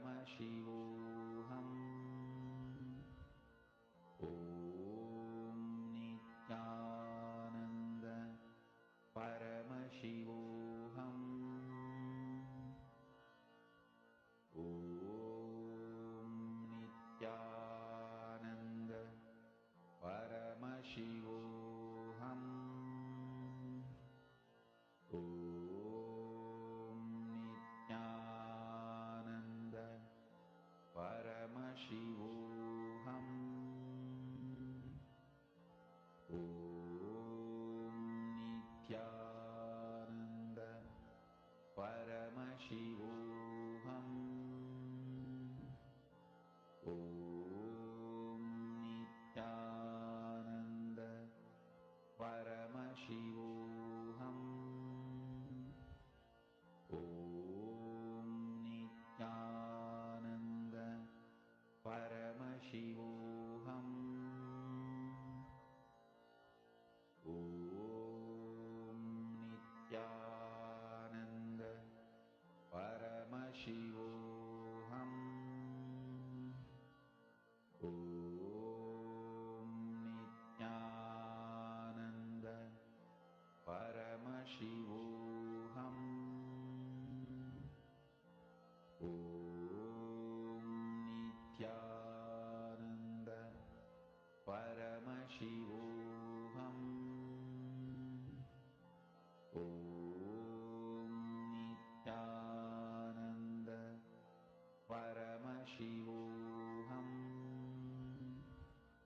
Om Nithyananda Paramashivoham. Om Nithyananda Paramashivoham. Om Nithyananda Paramashivoham. Om Nithyananda Paramashivoham. Om Nithyananda Paramashivoham. Om Nithyananda Time up. I request everyone to start posting the answers. So we move to the next round. Can I request every one of you to please post the answer? Whatever you saw in the third eye, go ahead and post it. Don't bother if it's like, you just saw something. But of course, one thing, don't try to do it logically. Don't try to see, oh, this is some, snowy mountain, so it should be in this place, this place. Don't do the logical guessing. It should be through the third eye. Even if you see this is in the Sahara Desert through the third eye, that's fine. But whatever your third eye is showing you, put it. See, Mahedishlag, you should go to detail where exactly this place is. Madhyanas below, nice. You all can even put the distance, ma. See, Madhyanas below, you put the place. But if you could put the distance, the height, and the different numbers, when you scan numbers and details, God lives in details. You will gain more and more confidence.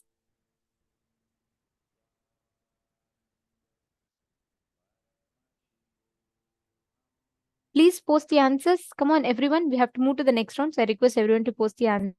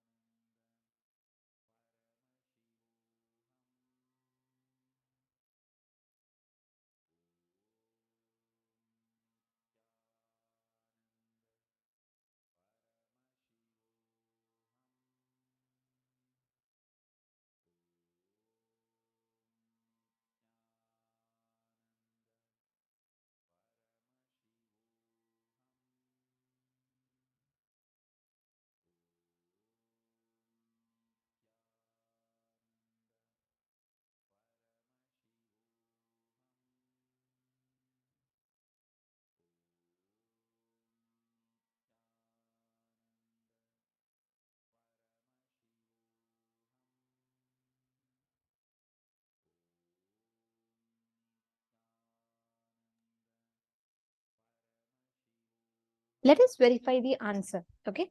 So the answer for this round, I see many of you have posted. So we're going to be verifying the answer. This particular mountain range is the Karakoram mountain range in the Kashmir region. So this spans the borders of Pakistan, China, and India, with the northwestern extremity of the range extending to Afghanistan and Tajikistan. Most of the Karakoram mountain range falls under the jurisdiction of the Gilgit-Baltistan, which is administered by Pakistan, and it's the highest mountain range. The Karakoram is the second highest mountain range on planet Earth, part of a complex that ranges includes the Pamir Mountains, Hindu Kush, and the Himalayan mountain range. So the range contains 18 summits that are higher than 7,500 meter in elevation, with 4 above 8,000 meter. And the second highest peak on Earth, the Gashir Brahm Broad Peak, and the Gashir Brahm 2. The range is about 500 kilometers in length and is almost glaciated and is the most glaciated place on Earth outside the polar regions. So the Siachen Glacier, which is 76 kilometers, and the Biafo Glacier, 63 kilometers, are the second and third longest glaciers outside the polar regions. So this is the Karakoram mountain range, as we all can see. Actually, when you manifest the power, right, what starts happening in you is you start manifesting your own ability, the highest possibility from inside of you. And you start awakening yourself to that possibility. And when you manifest that, your ability to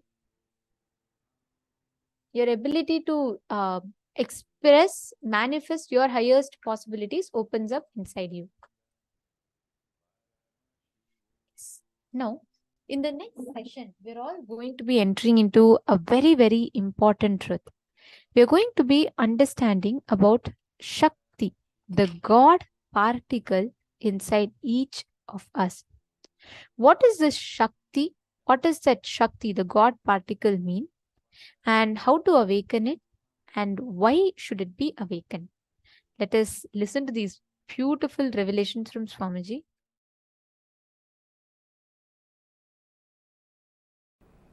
Listen, working on your muscle memory awakens your possibilities, not powers. Please understand.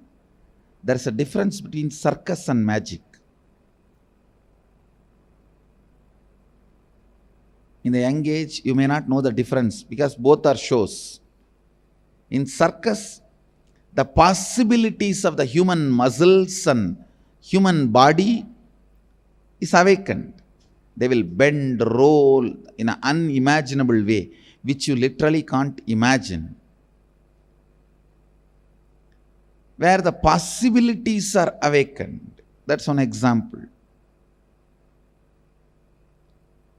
See, even living with less food or no food, or ability to eat whatever you want and digest, all these are not powers, they are only possibilities. They are only possibilities, not powers. You need to know the difference.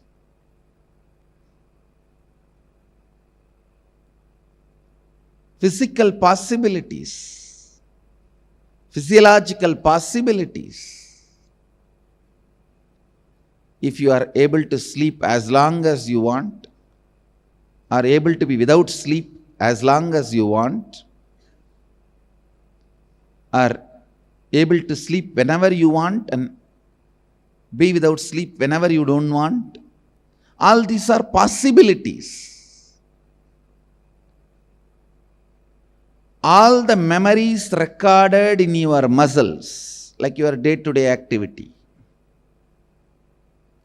from brushing the teeth, taking bath. I have seen yogis who never brushed the teeth or took bath for years. You won't find not even one small smell around them. I literally lived around them. No 1, 2, 3. I have seen yogis. But even all this is only possibility, not power.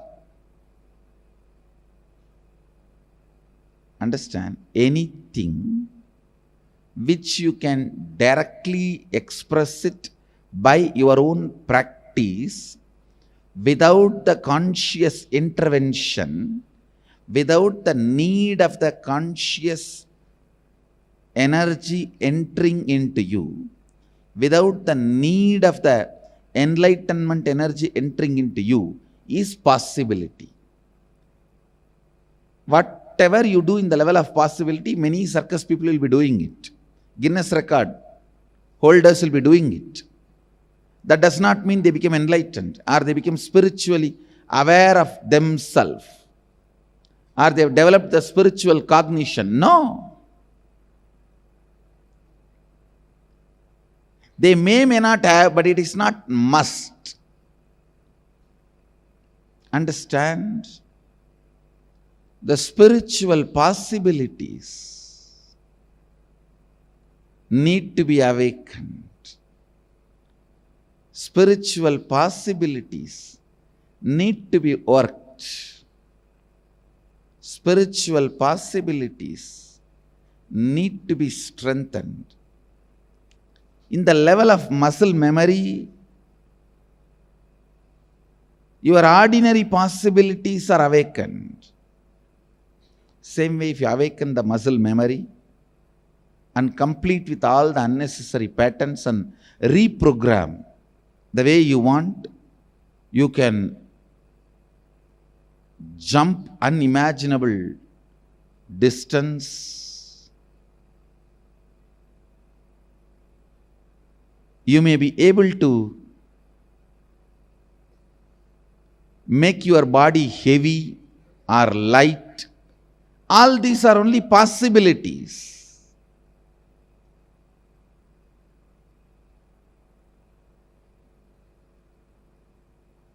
You can be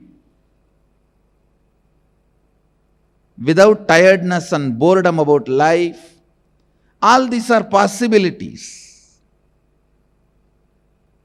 But that does not require a spiritual energy. Understand? Awakening your muscle memory and completing with whatever patterns you don't need, and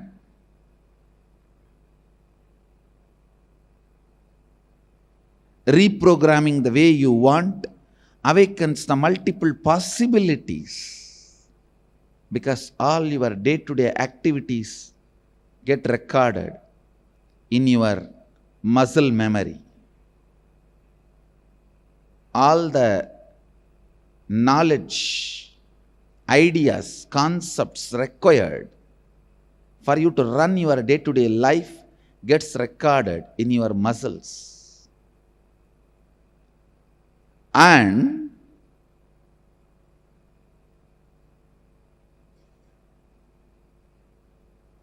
all your cognitions, cognition means based on which you make decision.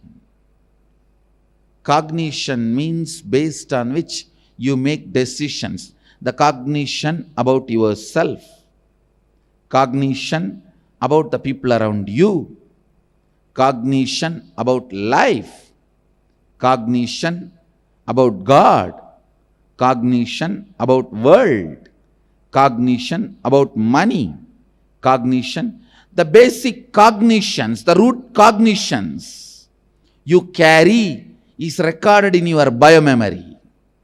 Understand? If you carry the root cognition, whole world is out there to cheat.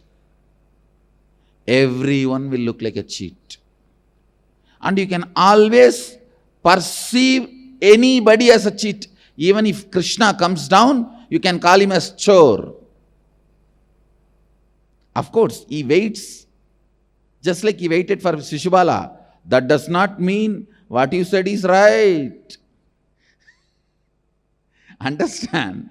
He waits counts. Just like how he waited and counted for Shishupala. See, 101st abusal only, Shishupala received the punishment. That does not mean all the other 100 are accepted, are right. He waited for his own reasons.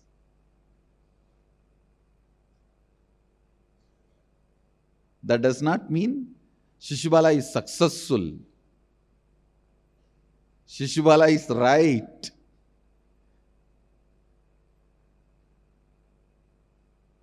Anyhow, listen, when you think everyone is out there to cheat, you can perceive anybody as cheat.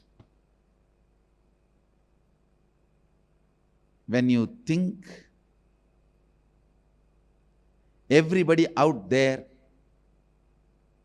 only to support, you can perceive anybody as a great support.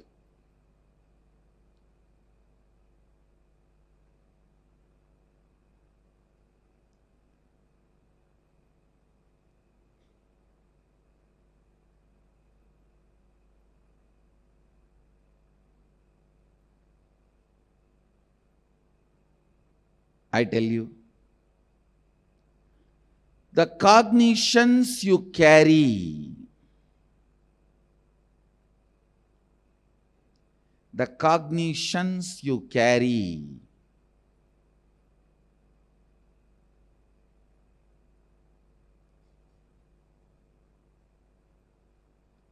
about yourself, about world, about others, about life, about God, about nature, about world. When those cognitions are completed, the limiting cognitions, which are called incompletions, when they are completed and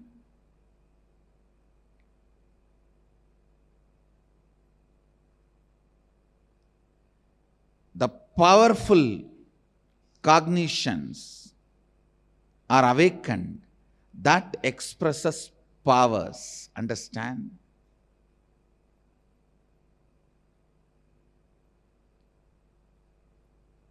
In the muscle memory, if your incompletions are completed, your possibilities are awakened. In the biomemory, if your cognitions are completed, your powers are awakened. Understand, when your small inner image, the inner image which was built accidentally,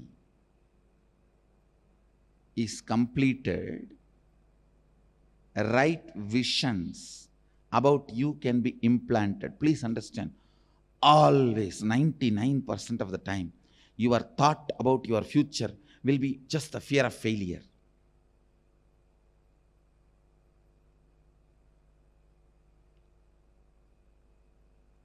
Your plan, your vision about the future should be celebrating what you want as reality. That is only going to infuse energy, intensity for you to run. I'm going to be doing this. I'm going to be doing that. Understand? Possibilities. Possibilities are different, the powers are different.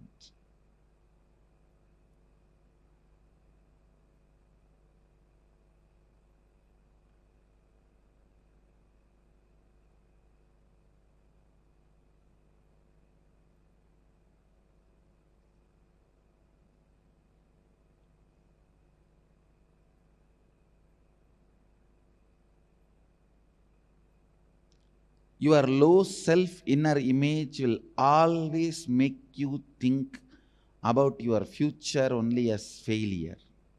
When you complete with your lower self inner image, you will start having a vision. Means you just know, I am living to make what I want into reality. Understand that. That only is going to inspire you, make you do what you want. That only is going to push you to make what you want as reality. The moment you complete with your lower self, lower inner image, suddenly you will see not just so many possibilities alone, but powers will start expressing, because in the biomemory level, any completion is done, consciousness is directly opened up. For example, in the muscle memory level, if you stop eating, that does not mean your consciousness will be awakened. Of course, in the Nirahara Samyama, I use awakening your consciousness for your Nirahara. That is different. Don't compare Nirahara Samyama. Any man ordinarily, there are many people in the platforms, because of poverty, they master the art, the body automatically masters. Only once a day they eat, but they survive. And whatever they get in the roadside, they eat, but they digest. That does not mean they are spiritually awakened. The possibility in muscle memory is awakened. And I have seen people sleeping in the platforms, railway platforms, and the city area platforms. It's not that they are spiritually awakened, but their possibility of muscle memory is awakened. Listen, when your biomemory is completed, naturally, directly, it works on consciousness.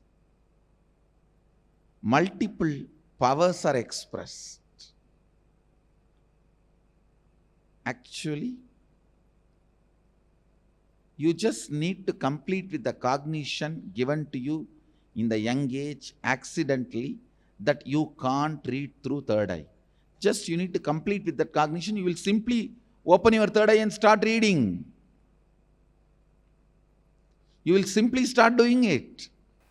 So many powers will start expressing the moment your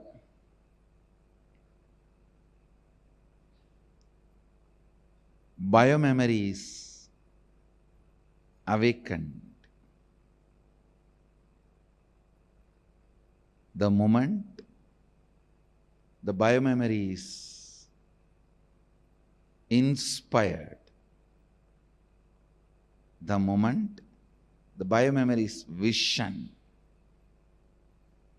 is inspired.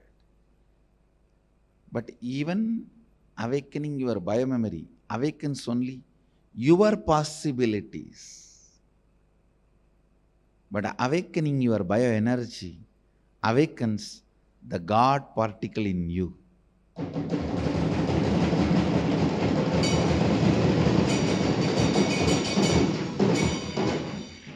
Nithyanandoham is all about the God particle in you. The way you wake up to you. The way the God particle wakes up to itself.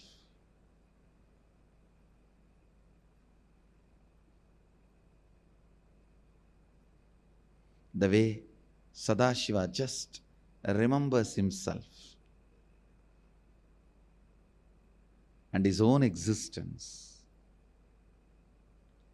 See, it's just like you had a nightmare, you saw somebody chasing you, 10 tigers, 5 elephants, 2, 3 snakes, and you wake up and you remember this identity. Wow, you are not in danger. You are safe. That identity was false. Way you wake up and remember, exactly the same way. When you wake up, how you feel relieved, exactly the same way you will wake up to your God particle.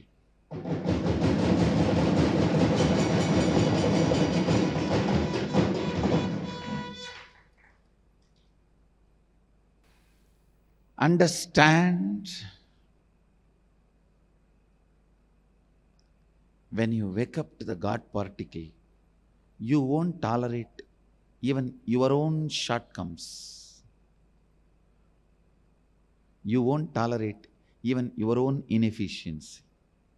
You won't tolerate even your own incompletions. That is life.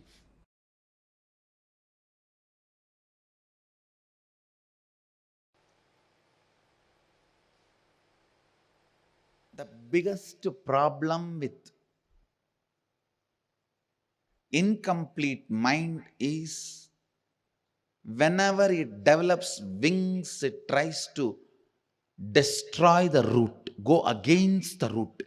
That is why sometimes you even believe if you go against the root, that is what is developing wings. Just say no to your parents, you have grown up. Many of the kids, just to establish, hey, now I am a big boy, let me say no to father, whatever he says. By the time you understand whatever your father says is right, you have a son who says whatever you say is wrong. By the time you have a father, by the time you understand whatever your father is saying is right, you have a son who says whatever you say is wrong. From my own experience,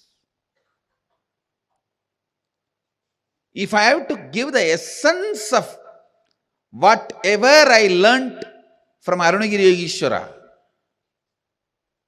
whatever I learnt from Arunagiri Yogeshwara, the essence is this: the more your mind raises,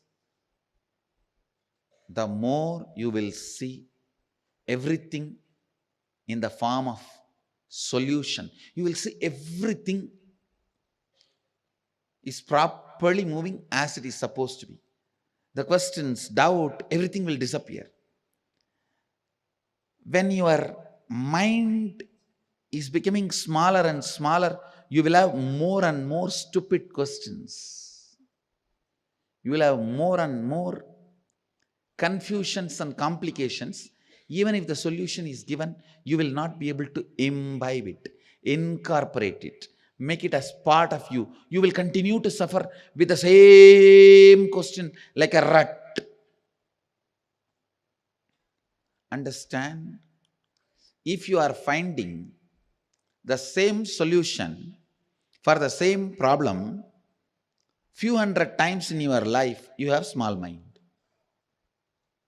That's the definition. If you are finding the more and more zigzag puzzles falling in place, the paradoxes, more and more paradoxes are falling in place, more and more the paradoxes settling in place, then you are expanding, you are growing. The essence master key shared in this verse is Sohamasmi Yosavasau Purushas Sohamasmi Tejo Yatte Rubangalyanadamandatte Vashyami Yosavasau Purushas Sohamasmi.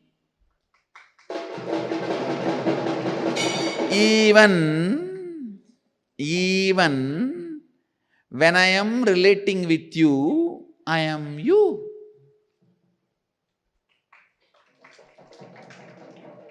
I may be having love towards you, I may be praying to you, sometime I may have even incompletion with you, I may even be fighting with you, I may even be negotiating with you, I may even be bargaining with you, I may even be getting trained by you, whatever may be, I just know I am you.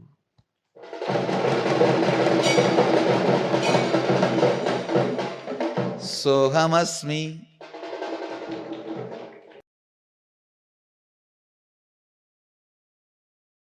Actually, once your bioenergy is awakened, God particle in you is awakened, doing completion will be so easy.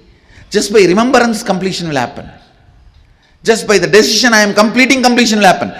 Completion will not be a spiritual practice, but it will be a spontaneous process. With awakened God particle, completion will become just a spontaneous decision. I am done, that's all.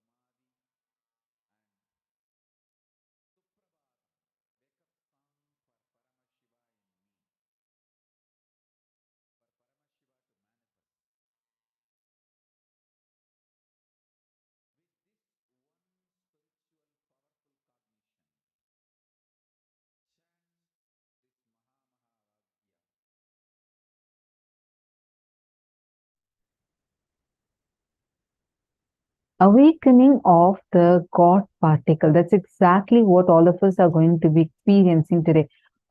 Yesterday, many of you were asking about how the karmas get transferred when you assume a new body, how it actually functions, etc., etc. Am I right? So many of you had asked, and we had a beautiful discussion about it yesterday. At that time, some of you are asking if the bioenergy also comes from the parents. Understand, bioenergy is literally where your consciousness is.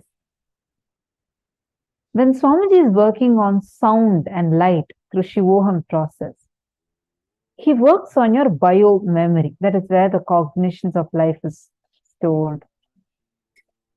And all those are stored in your bio memory. In your bioenergy is where literally your consciousness is. And when Swamiji does the Nithyanandoham process that's going to be happening today, using just silence. Silence not as the silence we understand, it's not soundlessness. It is the frequency of sound which is beyond your audible range. He awakens the God particle in you. It may be particle, but God. Understand? The awakening of God particle happens in your bioenergy level, where the core you, who has the powers, not just possibilities, but powers, that divine gets awakened inside of you. So today we are going to be experiencing the Nithyanandoham process. Are all of you ready for it?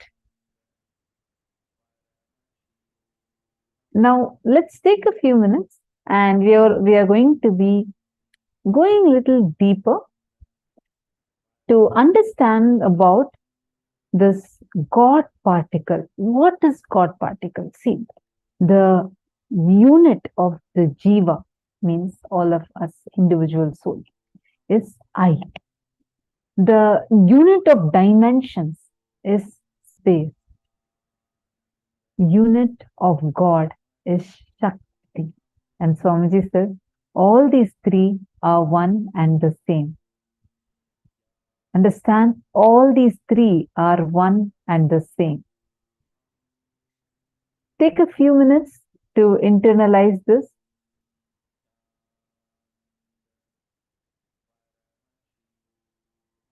Awakening your bio memory awakens only your possibilities, meaning like whatever you could do, you may be able to start doing it better. For example, if you are very flexible, you do yoga, you're able to work out. Now you may become more, your possibility will be awakened to such an extent, like how you see these gymnasts, how they do the exercises or like the postures. You would be able to do like that. But awakening the bioenergy awakens the God particle in you. Awakening the God particle, reminding the God particle it is God. Reminding the God particle that it is God. Maybe particle, but it is God. That is exactly what Swamiji is going to be doing in today's session, the darshan time. Whether I understand or not, believe it or not, everything around me, including the worst conflicts, problems, life killing, even if it is life destroying problems, understanding that I am the source.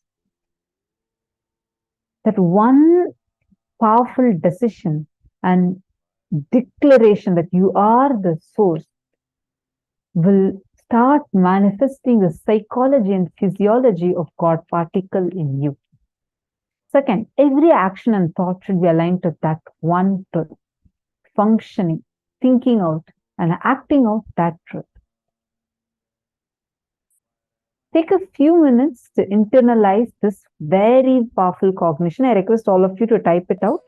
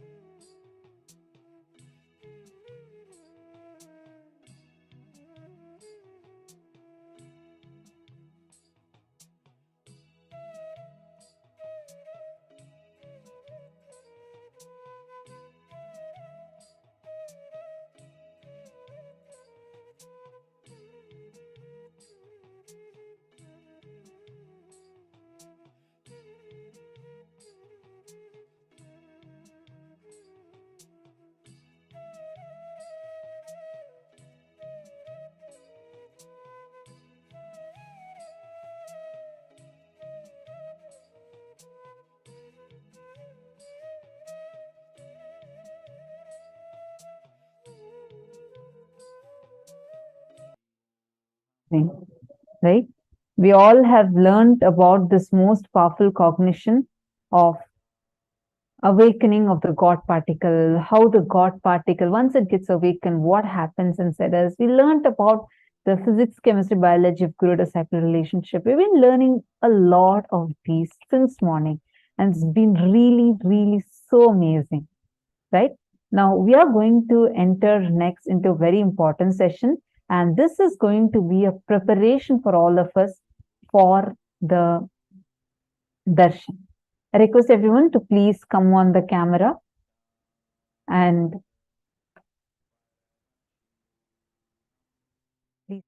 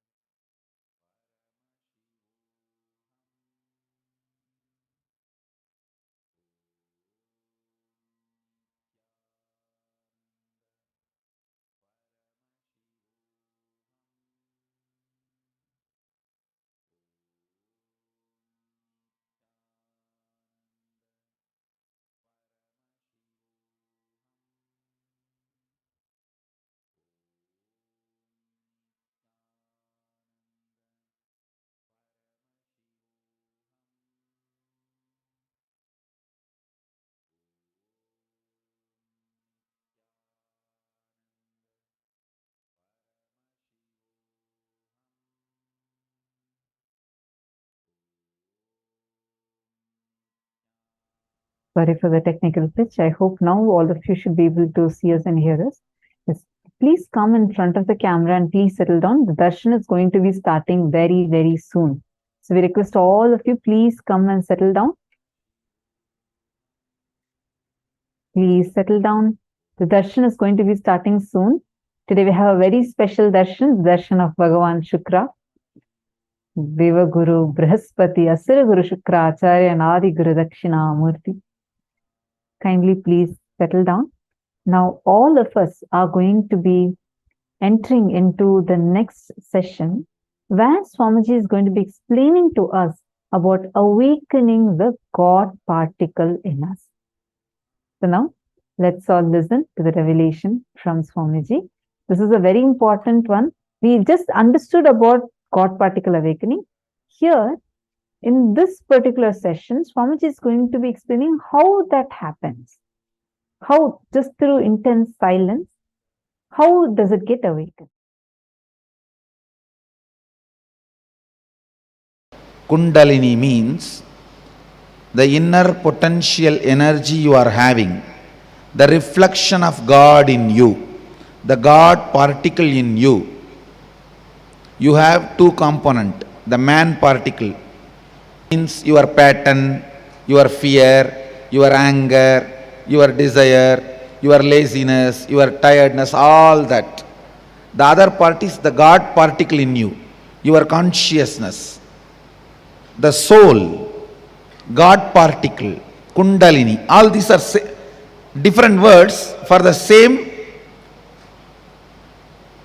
you, the reflection of God in you.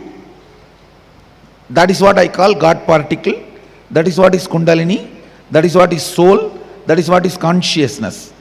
when that Kundalini is raised in your body, activated, brought not only to third eye, there are 3 points. See here, these 2 points and the exact spot where my kumkum starts. This 3 point is called intra-organ of the eyes. Listen. In Sanskrit we call it Indriya. Eyes themselves are not Indriya. Eyes are different. Chakshu is different. Chakshu means the power which sees through the eyes. So this 2 point and this point where the kumkum is starting, when the Kundalini is brought and kept in this third eye point and connected to all the 3.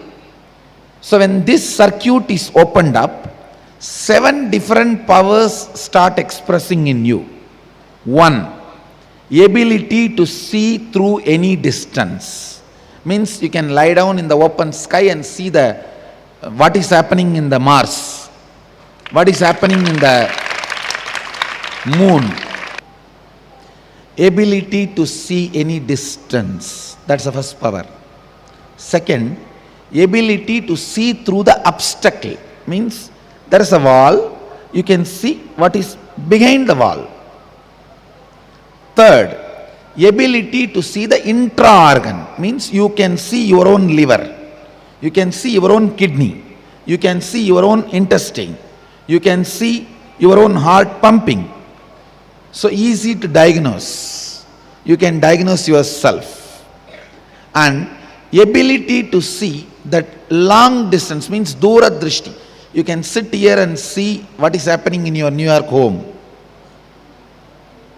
what is happening in your house in California, or any different places, what is happening.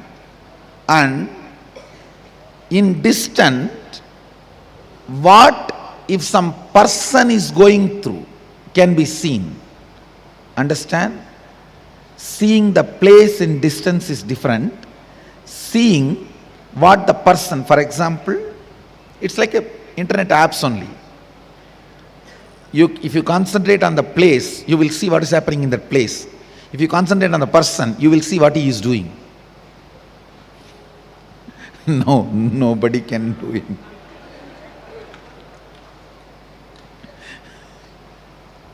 I think I am creating a lot of solutions and a lot of problems for a lot of people.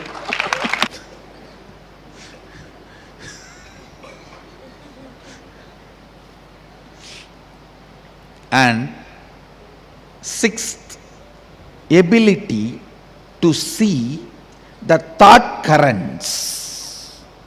Understand? Ability to see the thought currents. Seventh is ability to see the emotions of a person as an aura. Listen, seven various powers. Ability to see distance, like seeing the stars. Ability to see through the obstacle, it's like seeing what is in the other side of the wall. Ability to see the intra-organs, what is happening inside you. Ability to see a different place by concentrating on that place. Ability to see a different person by concentrating on that person. Careful, listen, don't miss.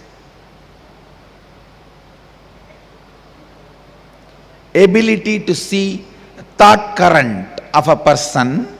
Ability to see the emotional state of a person as aura. These are the seven various powers start manifesting if this circuit is complete. This 2 point and this point. If this circuit is complete with the Kundalini Śakti, these are the seven various powers manifest in your system.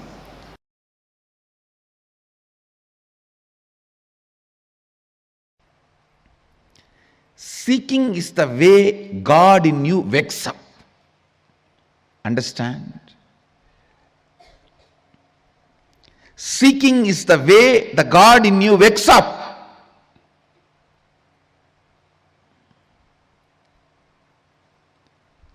In the early morning, sometimes you will feel, you yourself will remember that you are dreaming. That is the way you wake up. How many of you have experienced the state what I am describing? Same way, listen. Seeking is the way you wake up to your reality. Don't fall asleep. Turn and sleep when the seeking has awakened in you. Understand? After remembering you are dreaming, if you just pull your blanket and turn and sleep, how stupid you are. Same way, after just having seeking, after smelling seeking in your life, after tasting seeking in your life, if you just turn and lose that intensity and seeking, that is the most stupid thing can happen to you in your life. Anything can be lost, not seeking. Anything can be lost, you can get it back. Money, stupid. You can get it in 24 hours. Health, you can get it within next few weeks, even if you lose it. Character, there is nothing called character. It is just your understanding, ideas. If you alter it, you will get it immediately back. Anything can be lost, you can get it back. Not seeking, because seeking is not something to do with mind. It is something to do with your very consciousness. Seeking is the love letter from your beloved who is living in your heart forever.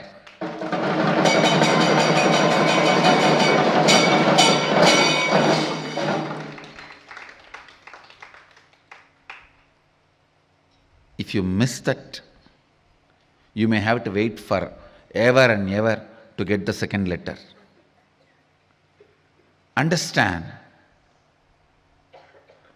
it's a message from your beloved who is residing in your heart forever.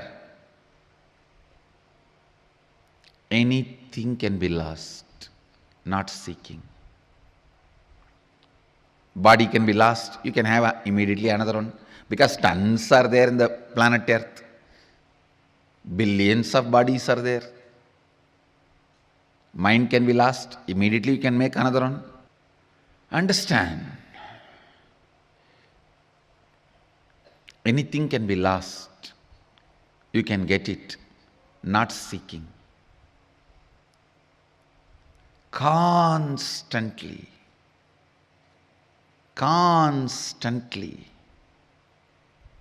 keeping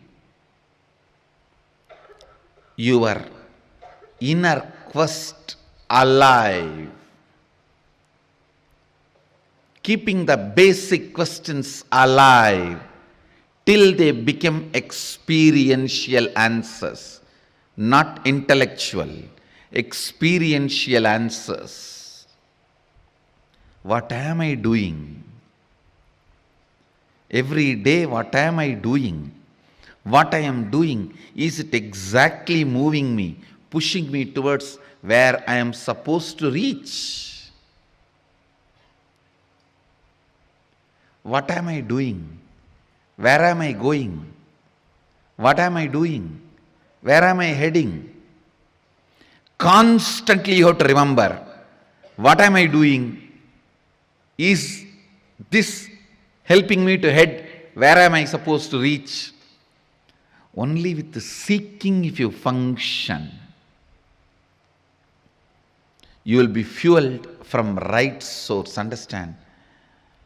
Your fear should not fuel you. Your greed should not fuel you. You should not work out of your fear and greed. That does not mean you will not work. There are many stupid fellows. I should not work out of fear and greed, so I don't work. Understand? Drop the fear and greed. not the work. No, there are people, I should not work out of fear and greed, so I don't want to work. Hey, drop the fear and greed, not the work. You should not work out of fear and greed. Seeking should be the energy source. Seeking should be the energy source. Seeking should be the energy source. Actually, if you make the seeking as the energy source from morning till night for your thinking and planning, even in the night you won't fall asleep. You will only fall in the space of Turiya and wake up. You will only fall in the space of Turiya and wake up. Understand the essence of whole Isavasya Upanishad. The lesson you need to learn from the Isavasya Upanishad is intense seeking. Intense seeking.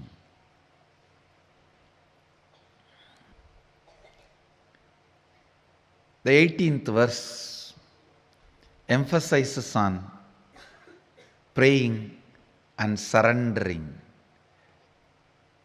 Ultimately, man cannot make it. Only God has to make it. Only He has to make it for you. So that is why, O God, consciousness, may you remove all our incompletions that are obstacles on our good path of completion beyond coming and going, birth and death. Unto you we surrender with many reverential words, bowing down again and again. Bowing down again and again. Agnenaya Subataraye Asman Vishwani Deva Vayunani Vidvan Yoyotyas Majjuhuranamena Bhuyishtam Dama Bhuyishtam Denama Uktim Videma. The surrender, the devotion. Actually,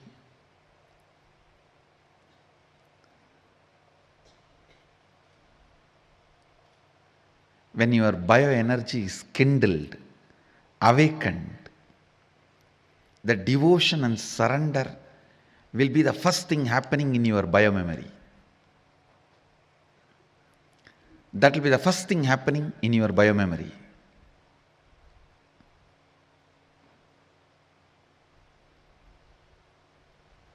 Your whole body and mind will start tasting devotion and surrender. Agnenaya subhadaraye Asman Vishwani Deva Vayunani Vidvan Yotyasmajjuhuranamena Bhuyishtam Denama Vuktim Videma. Every time when I chant this verse, throat feels so sweet.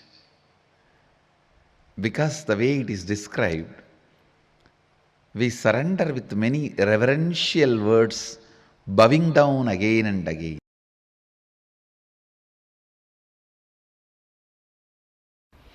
Only when the seeking enters, the life itself starts in you. Till then, whatever you may have may be style, but not life. Understand? Maybe style, but not life. Don't call that as lifestyle. Seeking integrates you. Seeking evolves you. Seeking awakens you. Seeking aligns who you are to yourself. I tell you, till the seeking starts, even you will not experience what you call as you. I know the stupid human beings who think they are rich by having only money. Understand? Poor are those who have only money. Uneducated are those who are educated only in schools.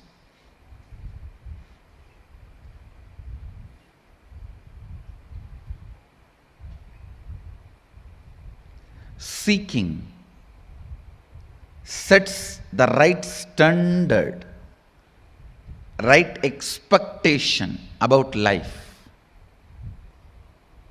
All these words have no meaning till seeking enters into you. Till you start questioning your very existence. Till you start analyzing genesis of your identity. Till you start looking.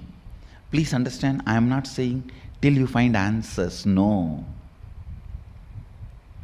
Because seeking can never find answer. It can only find experience.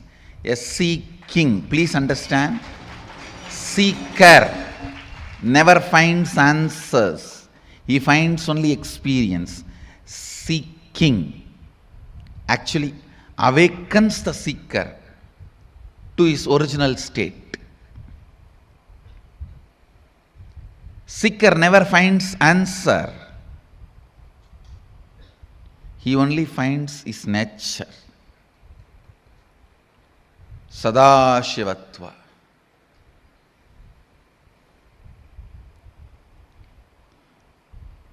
Till seeking penetrates your thinking system, till seeking becomes an important component of your cognition, life has not started in you. Life starts when seeking becomes your cognition. When the seeking becomes your cognition, everything becomes sweet. Thinking, feeling, working, living, loving, caring, even fighting. Now everything becomes juicy because you have a purpose, you have a reason, you are needed.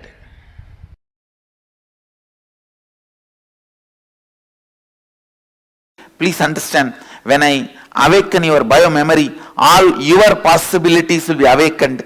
When I awaken your bioenergy, all my possibilities will be awakened. The key point is your possibility and my possibility. You, me. The difference between Shivoham and Nithyanandoham is you, me. Shivoham is your possibilities. Nithyanandoham is my possibilities. That's all is the difference. In Shivoham, I awaken your possibilities to you. In Nithyanandoham, I awaken all my possibilities in you.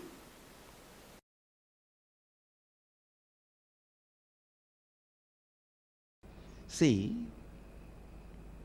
to awaken your biomemory, I used sound and light, means verbalization and visualization. Now to awaken your bioenergy, I am going to use silence and unclutching. Silence is absence of sound. Unclutching is absence of light.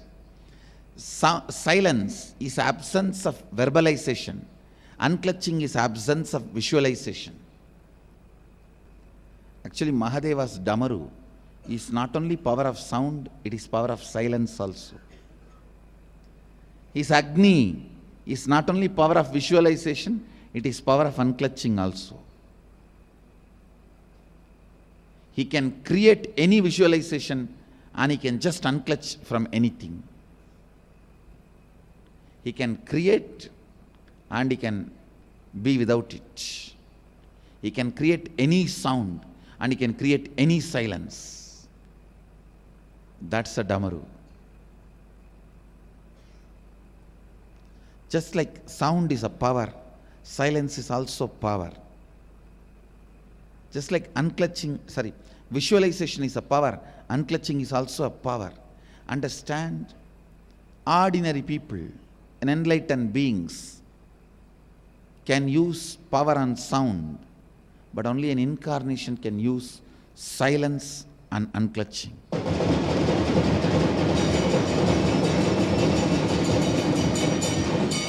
Because it is too subtle, please understand. You should have a mind which does not pollute when it picks up the silence. See, when you pick up the silence, silence should not be polluted. You should have that kind of a mind. Only then you can use silence.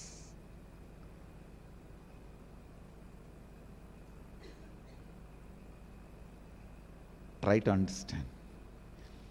Your mind should be such, it should not even pollute the silence when it picks it up and throws or uses. Means your mind should be in utter silence. In that silence, it should be able to do, move, and make what it wants happen.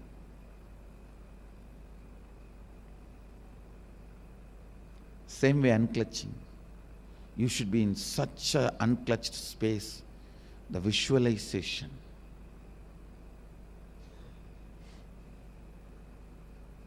The visualization. Any visualization, just you can unclutch. And your mind should be so pure, it doesn't even pollute unclutching when it is picking up the unclutching. Even if you visualize unclutching, it is polluted. Even if you think about silence, silence is polluted. The moment you use the word silence, it is no more silence. The moment you use the word unclutching, it is no more unclutching. Person who is able to be silent without using the word silent only can use silence. Person who is unclutched without using the word unclutched only can use unclutching.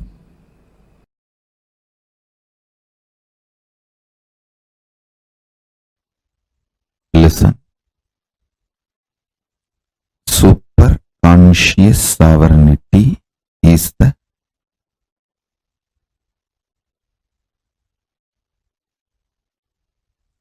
principle, superconscious DNA of Paramashiva will be manifesting today in all of you. Listen. Superconscious sovereignty. Let me explain. Listen intensely. What I am going to say now, the superconscious sovereignty, you don't need to practice. I'm just going to put this like a golden light ball inside you. It will just start manifesting. Listen to this.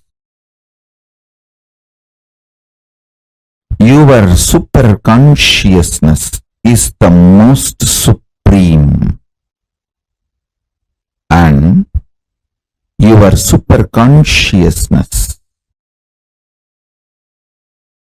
makes all the patterns, the self-doubt, hatred, denials, or anything restrictive in you, makes all of that irrelevant.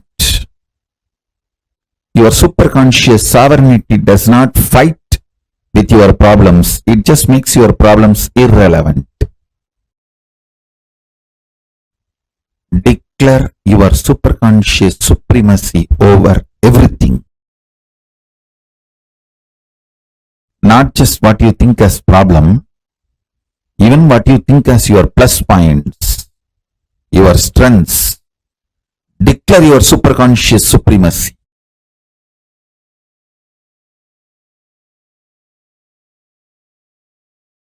As Paramavatara of Paramashiva, I'll make it happen for all of you. You just declare. Understand?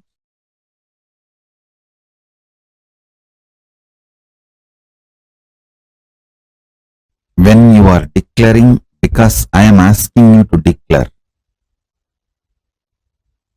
you are just doing Paramashiva's will. You will simply manifest it. This is Visesha Diksha. This is the real Visesha Diksha.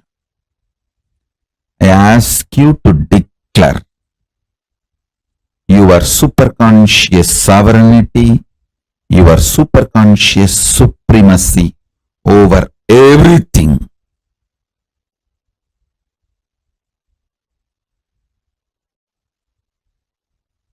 You will see your problems and solutions all become irrelevant.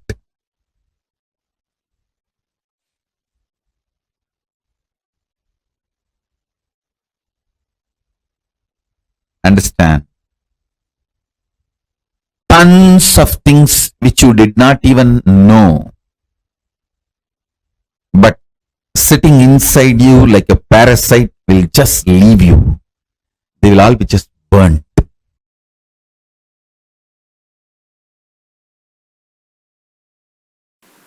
Without using any sound, today I am not going to use any sound. I am not going to use any silence, any sound. Listen. If I hand over million unit Kundalini energy to the sound and ask the sound to hand it over to you, it will give you only 10 unit. Because sound is capable of only that. If I give the same million unit Kundalini to the silence and reach it to you, it will hand over the whole million unit. Only problem with silence is you may fall asleep. That is, I can say that, that cannot happen during the process. For example, as an enlightened ethics, I cannot enter into a space when you are sleeping. There is a clear rule. Even if it is your initiated disciple, you cannot enter where a married couple are staying or where the other gender disciple is resting. Where you sleep, I have no right to enter. It is ethics of enlightenment. It is also given as a standard instruction. If a child is sleeping and when they bring for the Annaprashanam, I cannot, I should not. Healing I can do while the sleeping is going on. When the child is sleeping, I can heal if the child is autistic. I can tell the parents, let him sleep, I'll heal. But I cannot initiate. It's a ethics of enlightenment. It's not that I can't, I should not. Your sleep is too thin layer for me. I can just blow and it will disappear. But as ethics, I am not supposed to enter into you while you are asleep. That is the reason I use the sound. But sound is a very poor medium. Understand? Best medium is unclutched space. Where you are also unclutched, I am also unclutched. Then I don't even need to give you. You are like my balasans. My balasans just know everything I have is theirs. I don't need to give. The integrity to the love is so strong. Anything I have, they know it is theirs. I don't need to give them. If they know I have some power, they know it is theirs. Understand? That is the best medium. The next best medium is the silence. The only risk in this medium is you can't sleep.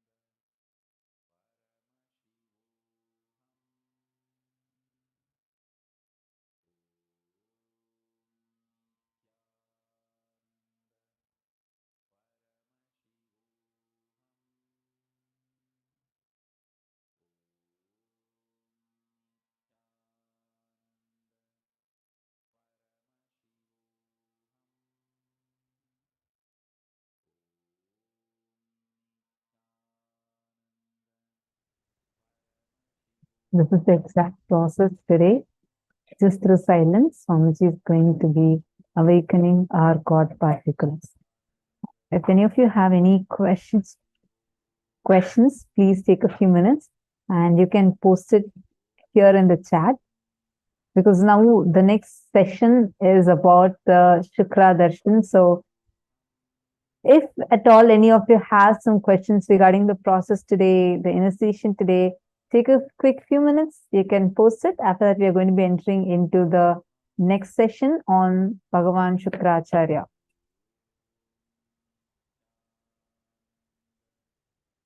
Oh, Satyojata Shiva had asked the question, what do you mean by open up? This is for when we were learning about the physics, chemistry, biology of guru-disciple relationship, right? Satyojata Shiva. If you're there, please let me know. Sorry, I'm just seeing your question.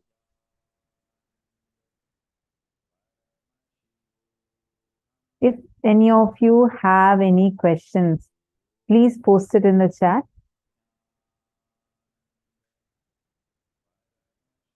Oh, I'm so sorry. There is a room which was muted. I'm not sure how it got muted. Now I hope all of you are able to hear. I think it's just that one Zoom. Nithyanandam, Sarvadarshan mail room. Hope all of you are having the audio now. It was muted all this while. I just saw. Oh God. I just see all of your messages. I'm so sorry. I really sincerely apologize to all of you. Someone is saying the speakers went to KAILASA. I'm so sorry. We are right here. We had a small technical glitch in that Zoom. We have like 10 Zoom rooms. And there was a small glitch which had accidentally muted the Zoom. Okay. Now, if any of you have any questions, please take a few minutes and post. Meanwhile, I just want to answer the question Satyojata Shiva has posted. Excuse me, sorry. The ability to open up with the Guru, meaning where you have nothing that stops you to be you with the Guru. Many times, normally, all of us always carry certain filters. It might be social filters, it might be your identity based, it might be your incompletions based. You would be like, okay, I'm okay for all this, but this is all just too much for me. Where you feel that there is certain distance. You are not able to completely be you. That means you're not open. Opening up means in your physical, physiological, psychological, neurological, in all these levels, directly Guru would have his impact on you. Where just as one word can, without even a layer of incompletions, can just enter inside of you and manifest through you as powers. That is the way how being open with the Guru, how he manifests through you, how he starts manifesting through you. There would be absolutely no gap, nothing that stops you, nothing that comes in between what you are and what Guru wants you to be. That is you being open with the Master. You understanding, Satyojata Shiva here? Okay, great. So now, let's all enter into the next session. Edgardo Estrada is asking, what's the best way to prepare for the Shukra Darshan? See, the best way is first just to attend all the sessions through the day. As we had mentioned even in the morning, you see, Swamiji is going to be showering us as Bhagavan Shukra. He will just shower us. Today Swamiji is explaining, right? Biology of Guru-disciple relationship is where you are open, having the courage to open up to the master. You would see this during the Shukra Darshan, literally he will open himself up so much. Just through that love and the space he gives you, automatically you start opening up. That's literally what happens during the Shukra Darshan. To prepare for the Shukra Darshan, it's too important that you are prepared for it with the right powerful cognitions. Swamiji is going to be showering us like any boon that you want. He's going to be showering you with all those boons. But how much are you ready to receive it? That is too important. You need to cognize that. How ready are you to receive it? Which is why preparing yourself with the powerful cognitions by attending the entire day sessions, these are personally designed by Swamiji. So when you sit in these sessions, receive these powerful cognitions, directly you are raised to a high frequency to receive the cognitions, to receive the darshan in the best possible way. Nothing else other than that. See, first attend the sessions. That itself will help you to become so powerful inside and to open up and to receive the best boons, best blessings for you. So now let's all enter into the session where Swamiji is going to be explaining to all of us on who is Deva Guru Brahaspati, Asura Guru Shukracharya, and Adi Guru Dakshinamurthy. So let's all listen to the revelation now from Swamiji.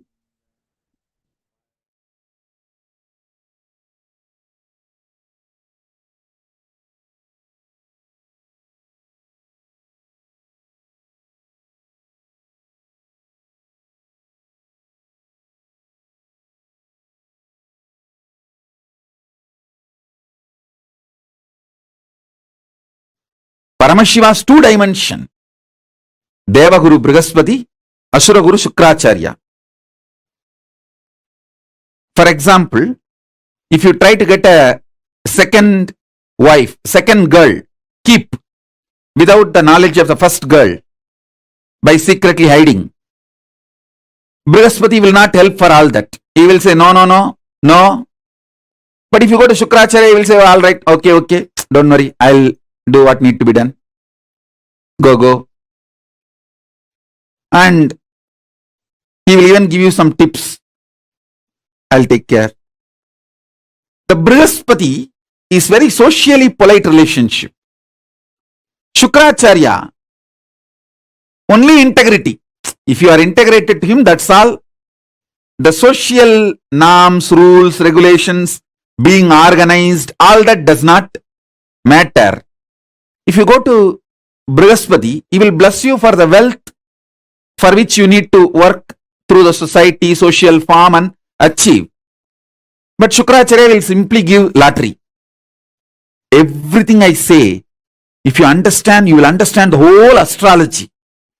When you have the Brahaspati Guru Dasa, how the life goes, when Shukra is in your, is gracing you, how the life goes, you can see very clearly. With Shukra, if you are just integrated to him, that's all. He will do anything you want. He'll say, all right, come on. You just go and tell him, I'm planning for a third girl. He will just look this side and that side. Hey, come in the evening when I am alone. I'll tell you what to do. Go. Now too many people are around. Go. If you go to Brahaspati, hey, I'll inform your mother and wife. Go.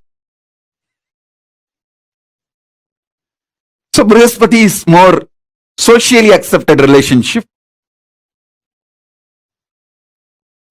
And Shukra is, I'll take care, go. Be integrated, that's all. Go. If you maintain the integrity with Shukra, that's enough. He will grant you everything you want. And it's like he doesn't judge. Of course, cosmos needs all types of people and all types. That is why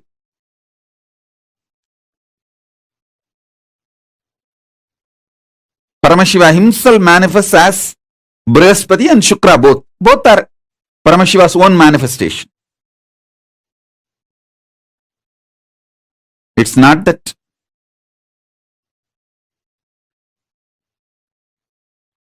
Shukra is less Paramashiva or Brahaspati is more Paramashiva. No.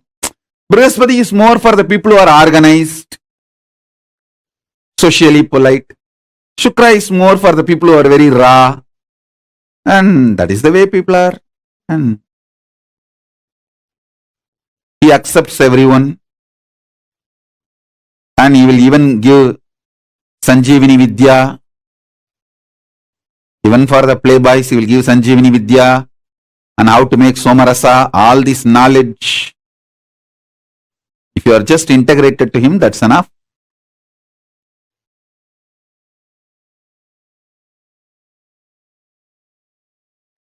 Deva Guru, Asura Guru.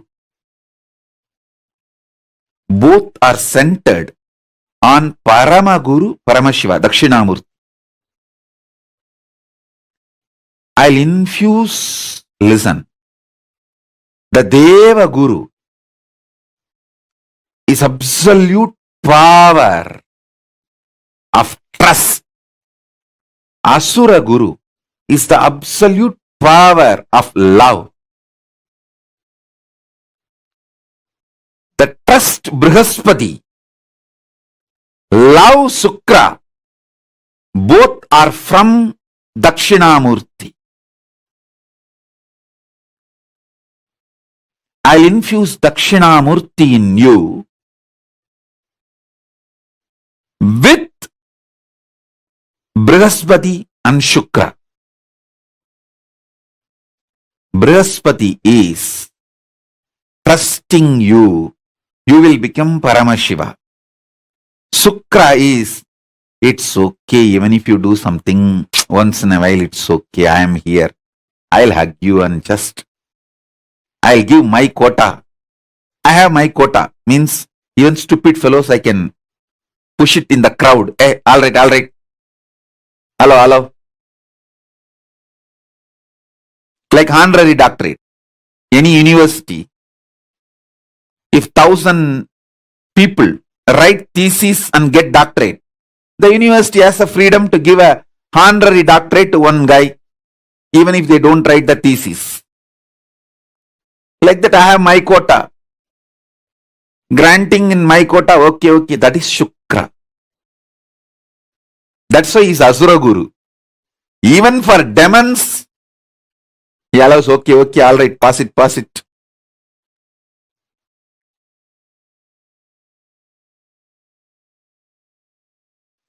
Shukra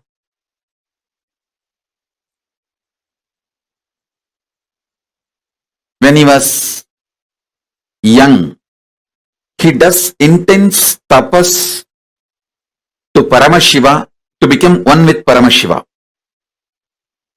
His tapas was so intense. Paramashiva appeared and asked him, what do you want? I want to become one with you, not only spiritually, conscious wise. Whatever I carry, even this body should become one with you. Paramashiva said, what to do? He just swallowed him. He gave the boon. Paramashiva gave the boon and just swallowed him.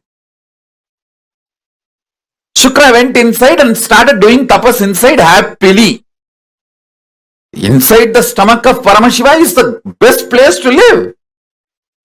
He just lives inside Paramashiva's stomach blissfully. Not only achieves oneness with Paramashiva, his whole biomemory, everything becomes so powerful, empowered, he becomes literally Paramashiva. And then Paramashiva tells him, hey, You become literally so much me. It is time when I am expanding and making this universe, you carry my energy and bless people. Listen carefully. In India, we have temples for each of these planets. All of you should know, in Sun Temple, the statue of Sun, deity of Sun will be there. As per Agama, how the sun looks, that deity will be there. In the Brahaspati temple, the Brahaspati will be there. In Shani temple, the Shani will be there. In Shukra temple, only Shiva deity is worshipped as Shukra. Shukra has no separate deity. Kanjanur is the temple which is under Madurai. The Kanjanur temple is under Madurai. That is the Shukra Sthalam. There, the Shukran deity, there is no separate deity for Shukra. Paramashiva will be hugging Parvati in union and he is manifesting the universe. That form is Shukra. Then understand the power of Shukra. And Paramashiva says,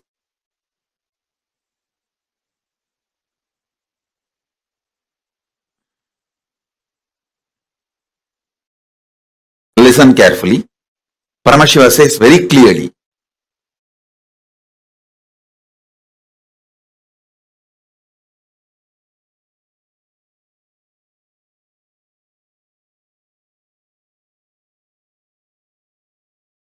listen, these words are too important. He says, when I decide to expand, my passion to give, when you are in high peak, how you give, Paramashiva, if he is in high, that's the time he manifests this universe. So he doesn't see logic, he just gives. This is the Shukra. You can see very clearly, it is Shiva and Parvati. Shiva and Parvati, Shiva actually keeps his hand on the hip of the Parvati. This form is called Nithyanandoham. This is the Shukra deity.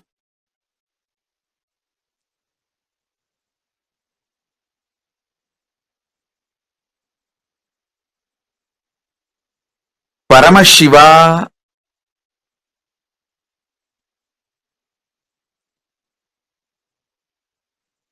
when he just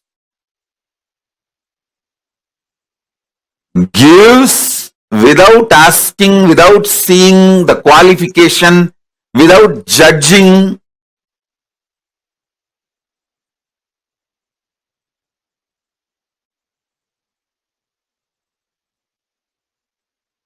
that energy of Paramashiva is Shukra. Shukla means in Sanskrit semen. Paramashiva's semen, energy, it's not just a liquid, it's a life energy. Paramashiva's life energy is Shukra. He tells Shukra from inside his body, come on, you come out and represent me, my passionate giving. You represent my passionate giving. See, Paramashiva's ferociousness is represented by the Kalabhairava. Paramashiva's knowledge is represented by Dakshinamurthy. Paramashiva's ecstatic cosmic dance is represented by Nataraja. So Paramashiva's various energies are represented by various forms. His Shukla, the semen energy, which creates this universe. is represented by Shukra. So through the Paramashiva's Shukra comes out and plays the same role as Paramashiva. Listen. In the beginning, when Shukra came out, he was not Guru of demons. He just started giving everything to everyone without judging. Brahaspati, on the other hand, Brahaspati is the another Guru in the Navagraha. Navagraha, there are only two Gurus, Brahaspati and Shukra. Brahaspati is very strict, very integrated, very perfect. He was giving only for gods, very organized people, integrated people. So all the people he refused, whom he will not initiate, he will not give boons, he will not give the powers, all of them went to Shukracharya. All those who are rejected by Brahaspati went to Shukracharya. Naturally, the demons were the larger number who went to Shukracharya. So Shukracharya came to be known as Guru of the demons. Otherwise, Indra many times went to Shukracharya and got blessed. It's not that Shukracharya does not bless Indra or gods. Actually, many gods went to Shukracharya and got many benefits.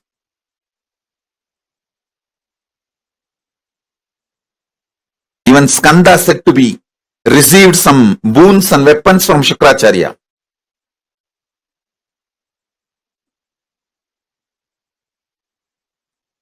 So listen, Shukracharya is a unique energy.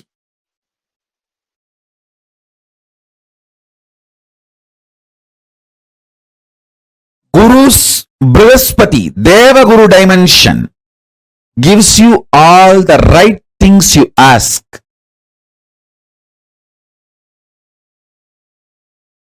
Guru's Brahaspati, Asura Guru dimension, Shukracharya dimension, gives all the left things you ask. Listen, right or left, good or bad, socially accepted or not accepted. Whatever you ask,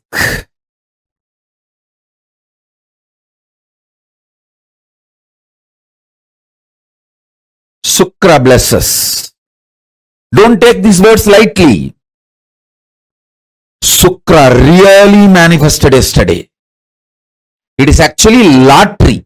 See, Shukra manifests like a lottery. He is not logical. He is like a lottery, literally lottery.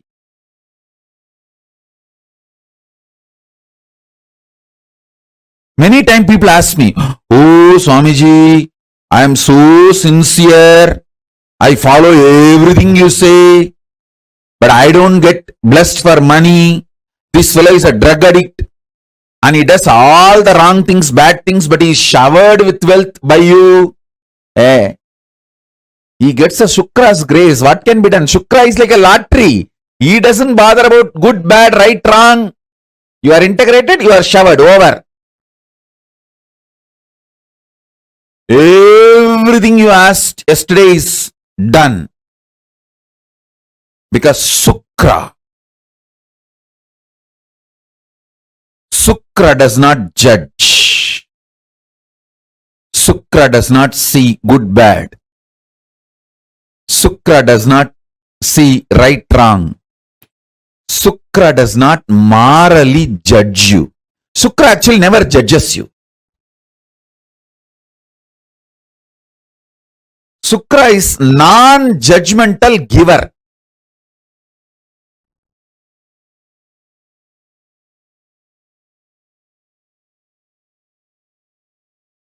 If you go to Brahaspati saying that you are addicted to alcohol and that is causing a lot of problem, Brahaspati will give you guidance how to get out of the addiction, how to clean up that addiction pattern, to become healthy, all that.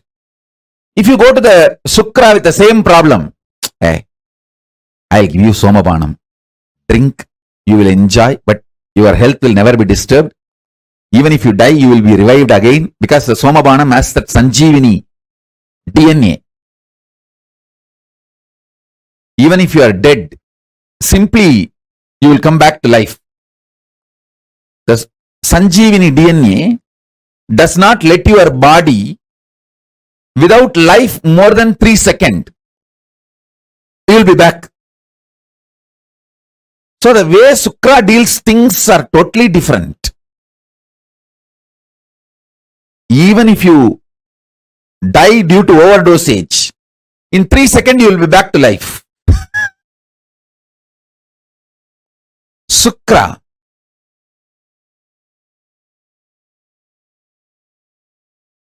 is pure giver. Understand? Paramashiva manifests as all three: Brahaspati, Shukra, and Dakshinamurthy.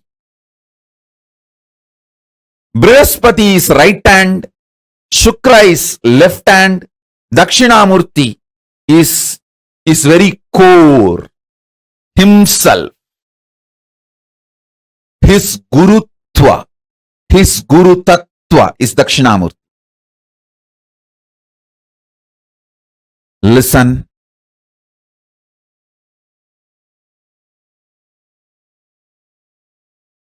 Don't take Shukra lightly. Shukra is too powerful. Good, bad, right, wrong. He doesn't look at anything. He doesn't judge.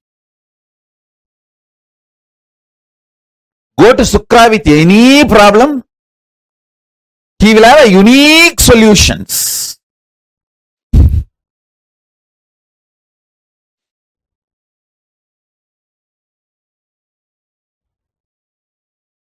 Brahaspati, he sails the socially accepted path, which is for the Devatas, like organized living. Shukra is like a path breaker. He always finds path by breaking paths.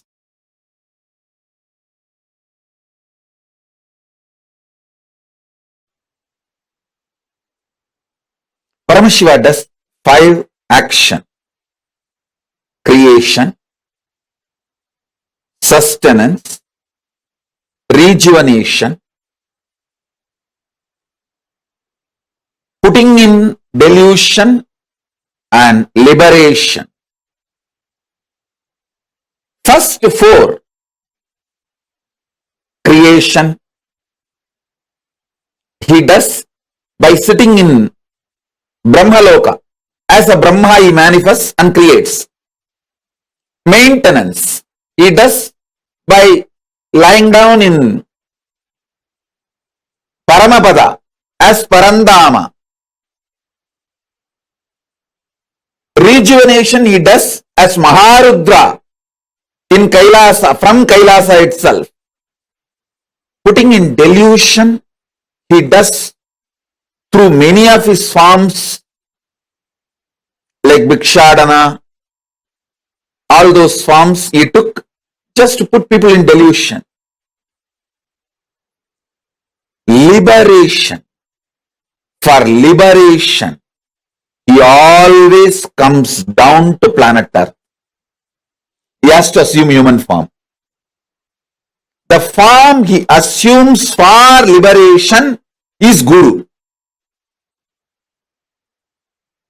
Keeping liberation as a predominant activity, the form he assumes is Guru.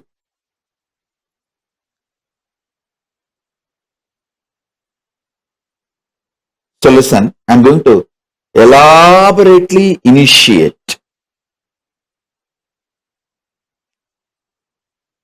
Attend intensely.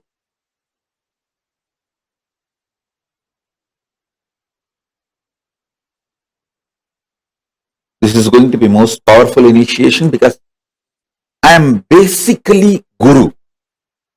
I may do all other activities, like I will do the administration, of KAILASA. I'll do accounts. I know even cooking, even though I don't do, but I know cooking. Sometimes I used to do when I go to devotee's house, and when that devotee is really very devoted and I'm very comfortable with them, I'll go and sit in the kitchen and do some dosa, khichdi, puliyodare, all these kind of things, and simple food. And I'll be playing. You will see the early days photographs between 2000 to 2010. If you see, you will see a lot of photographs in the Nithyanandopedia, where I go to devotee's kitchen and sit there, and even in Biddi, I'll be making some dosa. I think maybe between 2000 to 2010, mostly you will see. I may know many things, I may do many things, but basically I am Guru. I am Guru.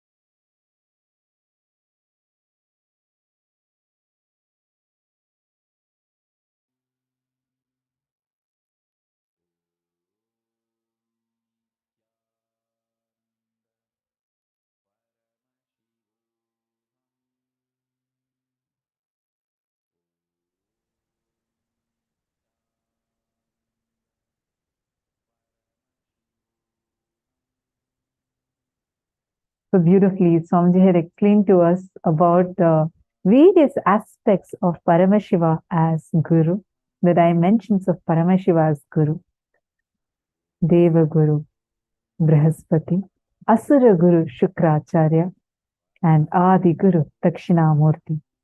Today, all of us are going to be experiencing all these three forms.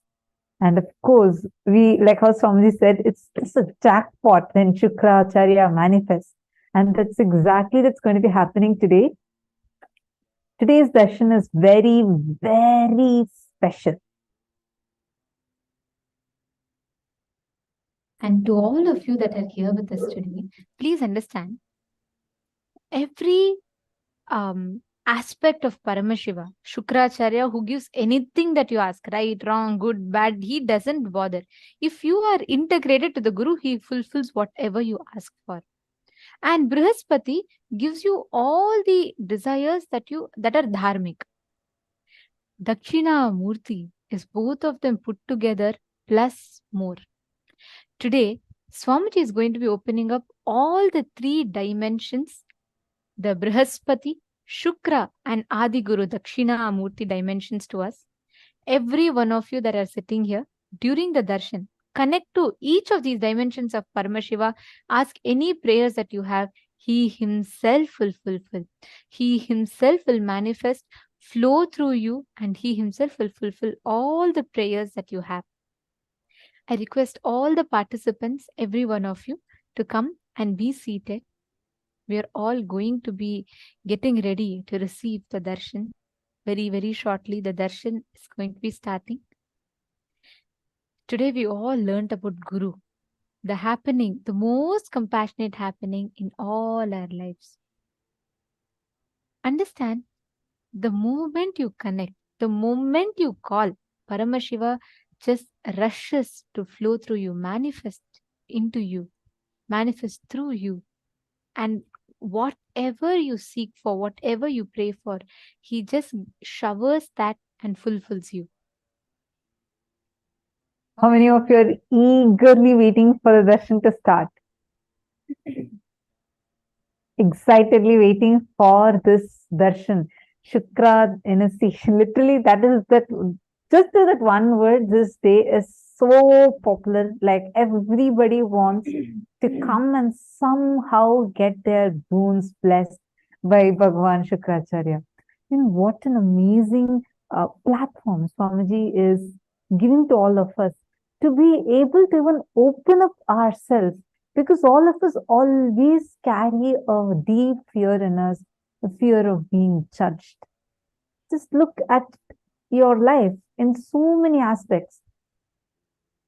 But even for that, Bhagavan radiates the Shukra dimension and heals even those suffocations or anything that we are struggling with in the most secret corners of our heart.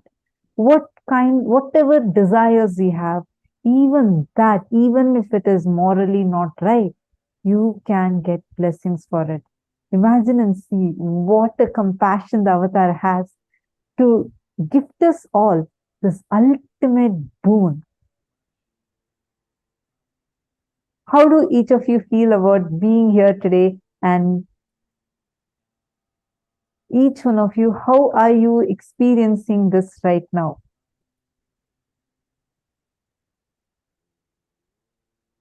Please take a few minutes and post it.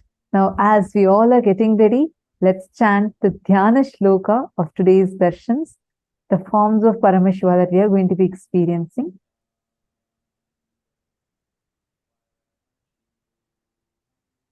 Shloka of Veenadhara Dakshinamurti. Veenam karaiः pustakamakshamālaम् bibrāṇamabhrābhagalambarādyam फणीन्द्रक्ष्यं मुनिभिः शुकाद्यैः सेव्यं वठाधः कृतिनीडमीडे. The next is Yoga Dakshinamurti form of Dakshinamurti.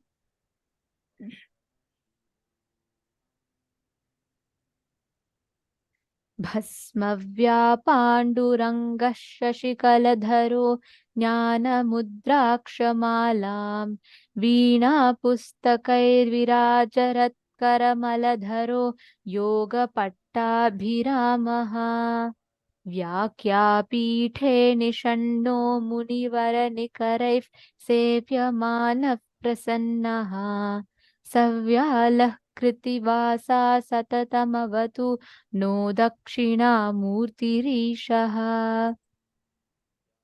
The gods, the demons, the kinnaras, kimpurushas, pramathas, and the followers of Paramashiva serve Sri Dakshinamurti, who sits comfortably under the banyan tree. He is also called Vyakhyana Dakshinamurti. His body is smeared with bhasma, sacred ash, crescent moon on his matted locks, the jatas. His ornaments are snakes. He wears a tiger skin. He is having the four hands, and he is seated on a seat called Vyakhyana Peetam, lecturing pedestal. He is being worshipped by all his subjects. He is pleasant and peaceful and is facing all his disciples. Right side from bottom, his hand shows the Jnana Mudra Mala. On the left side, he holds the book and a veena. The next is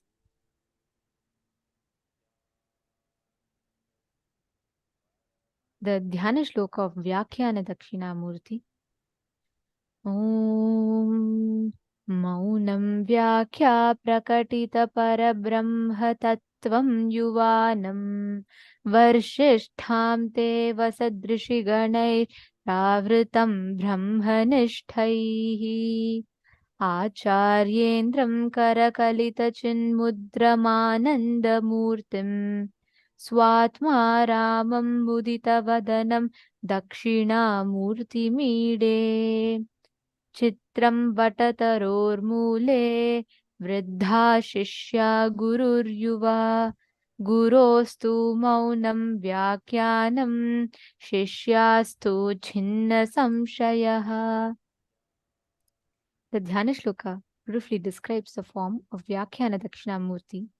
I praise and salute to that Dakshinamurti who faces the south, who explains the true nature of the Supreme Brahman through his state of silence, who is young in looks, who is surrounded by disciples who are old sages, whose minds are fixed on Brahman, who is the greatest of teachers, who shows Chin Mudra by his hand, who is a personification of happiness, who is in state of extreme joy within himself, who is having a smiling face, who is himself surrounded by old wise sages, who is himself supremely youthful and charming.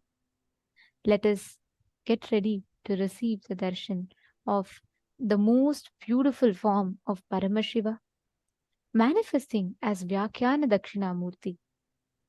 Swamiji beautifully tells, for Paramashiva to perform the creation dimension, he manifests as Parabrahma and he performs the creation dimension.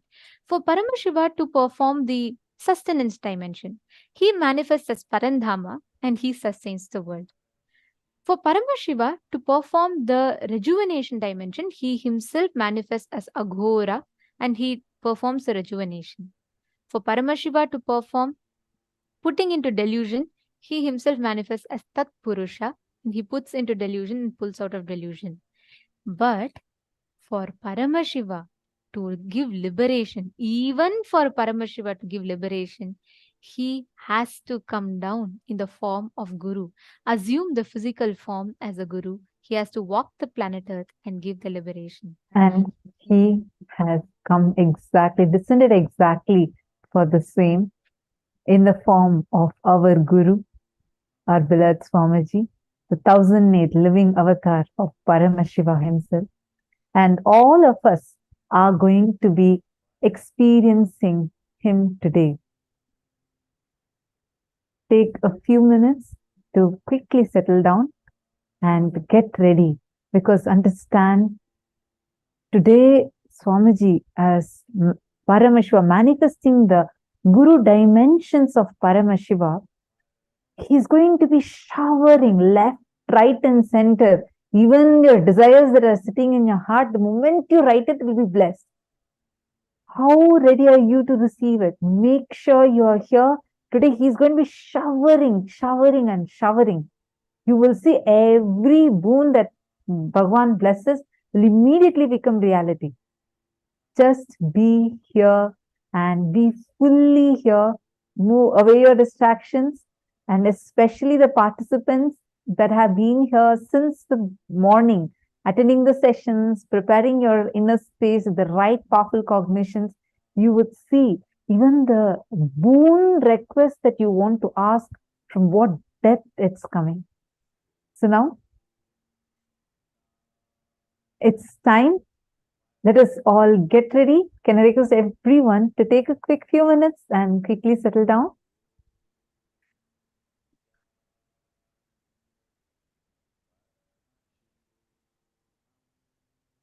All right. Now, listen carefully.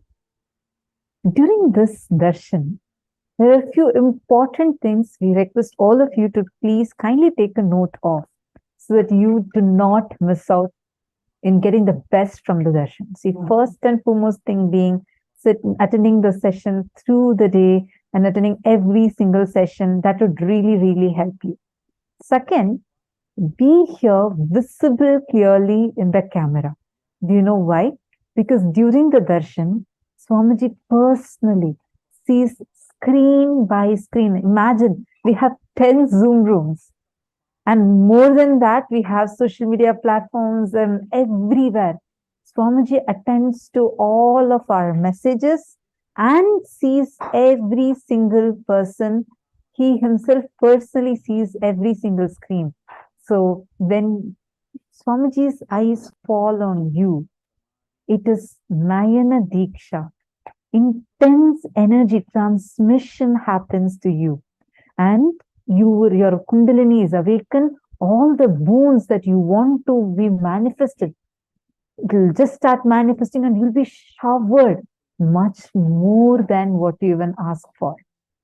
So this is a very, very, very sacred blessing that we have, that you are able to sit in two-way video conferencing directly with the avatar, where not just that you can see and enjoy his darshan, but he himself will be seeing you.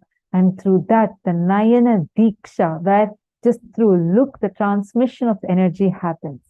So do not miss out on that. Even for a few minutes, do not miss out. Be here, stay tuned over here, and you would be able to experience the amazing way how the initiation happens for you. And also most importantly, to all of you that are sitting here today, please understand, when you are connecting to the Guru, when you manifest that experience, that feeling connection in the Guru, with the Guru, understand, even before you chose to manifest that experience, the Guru has chosen you. If every one of you that are sitting here, right now there are like 2 billion Hindus around the world, but it is just some of us that are chosen, that Swamiji himself has decided to manifest. All of us are having this moment to sit in the presence of the Master. During darshan, Swamiji is opening up all his dimensions as Dakshinamurthy, as Shukracharya, as Brahaspati. Any wounds that you ask, drop all your fear, whether you are going to be judged, is it going to be morally wrong, right? Like Swamiji beautifully said, the only thing that matters is integrity to the Guru. If you are integrated, as long as that integrity to the Guru is there, you can just go on asking anything to Shukracharya and he himself will manifest. And now, in the same space, let us all get ready to receive the darshan of Adi Guru Dakshinamurthy, Bhagavan Shukracharya and Brahaspati. Please sit straight with your head, neck and spine in a straight line. Chant the Mahavakya. Om Nithyananda Paramashivoham. Paramashivoham.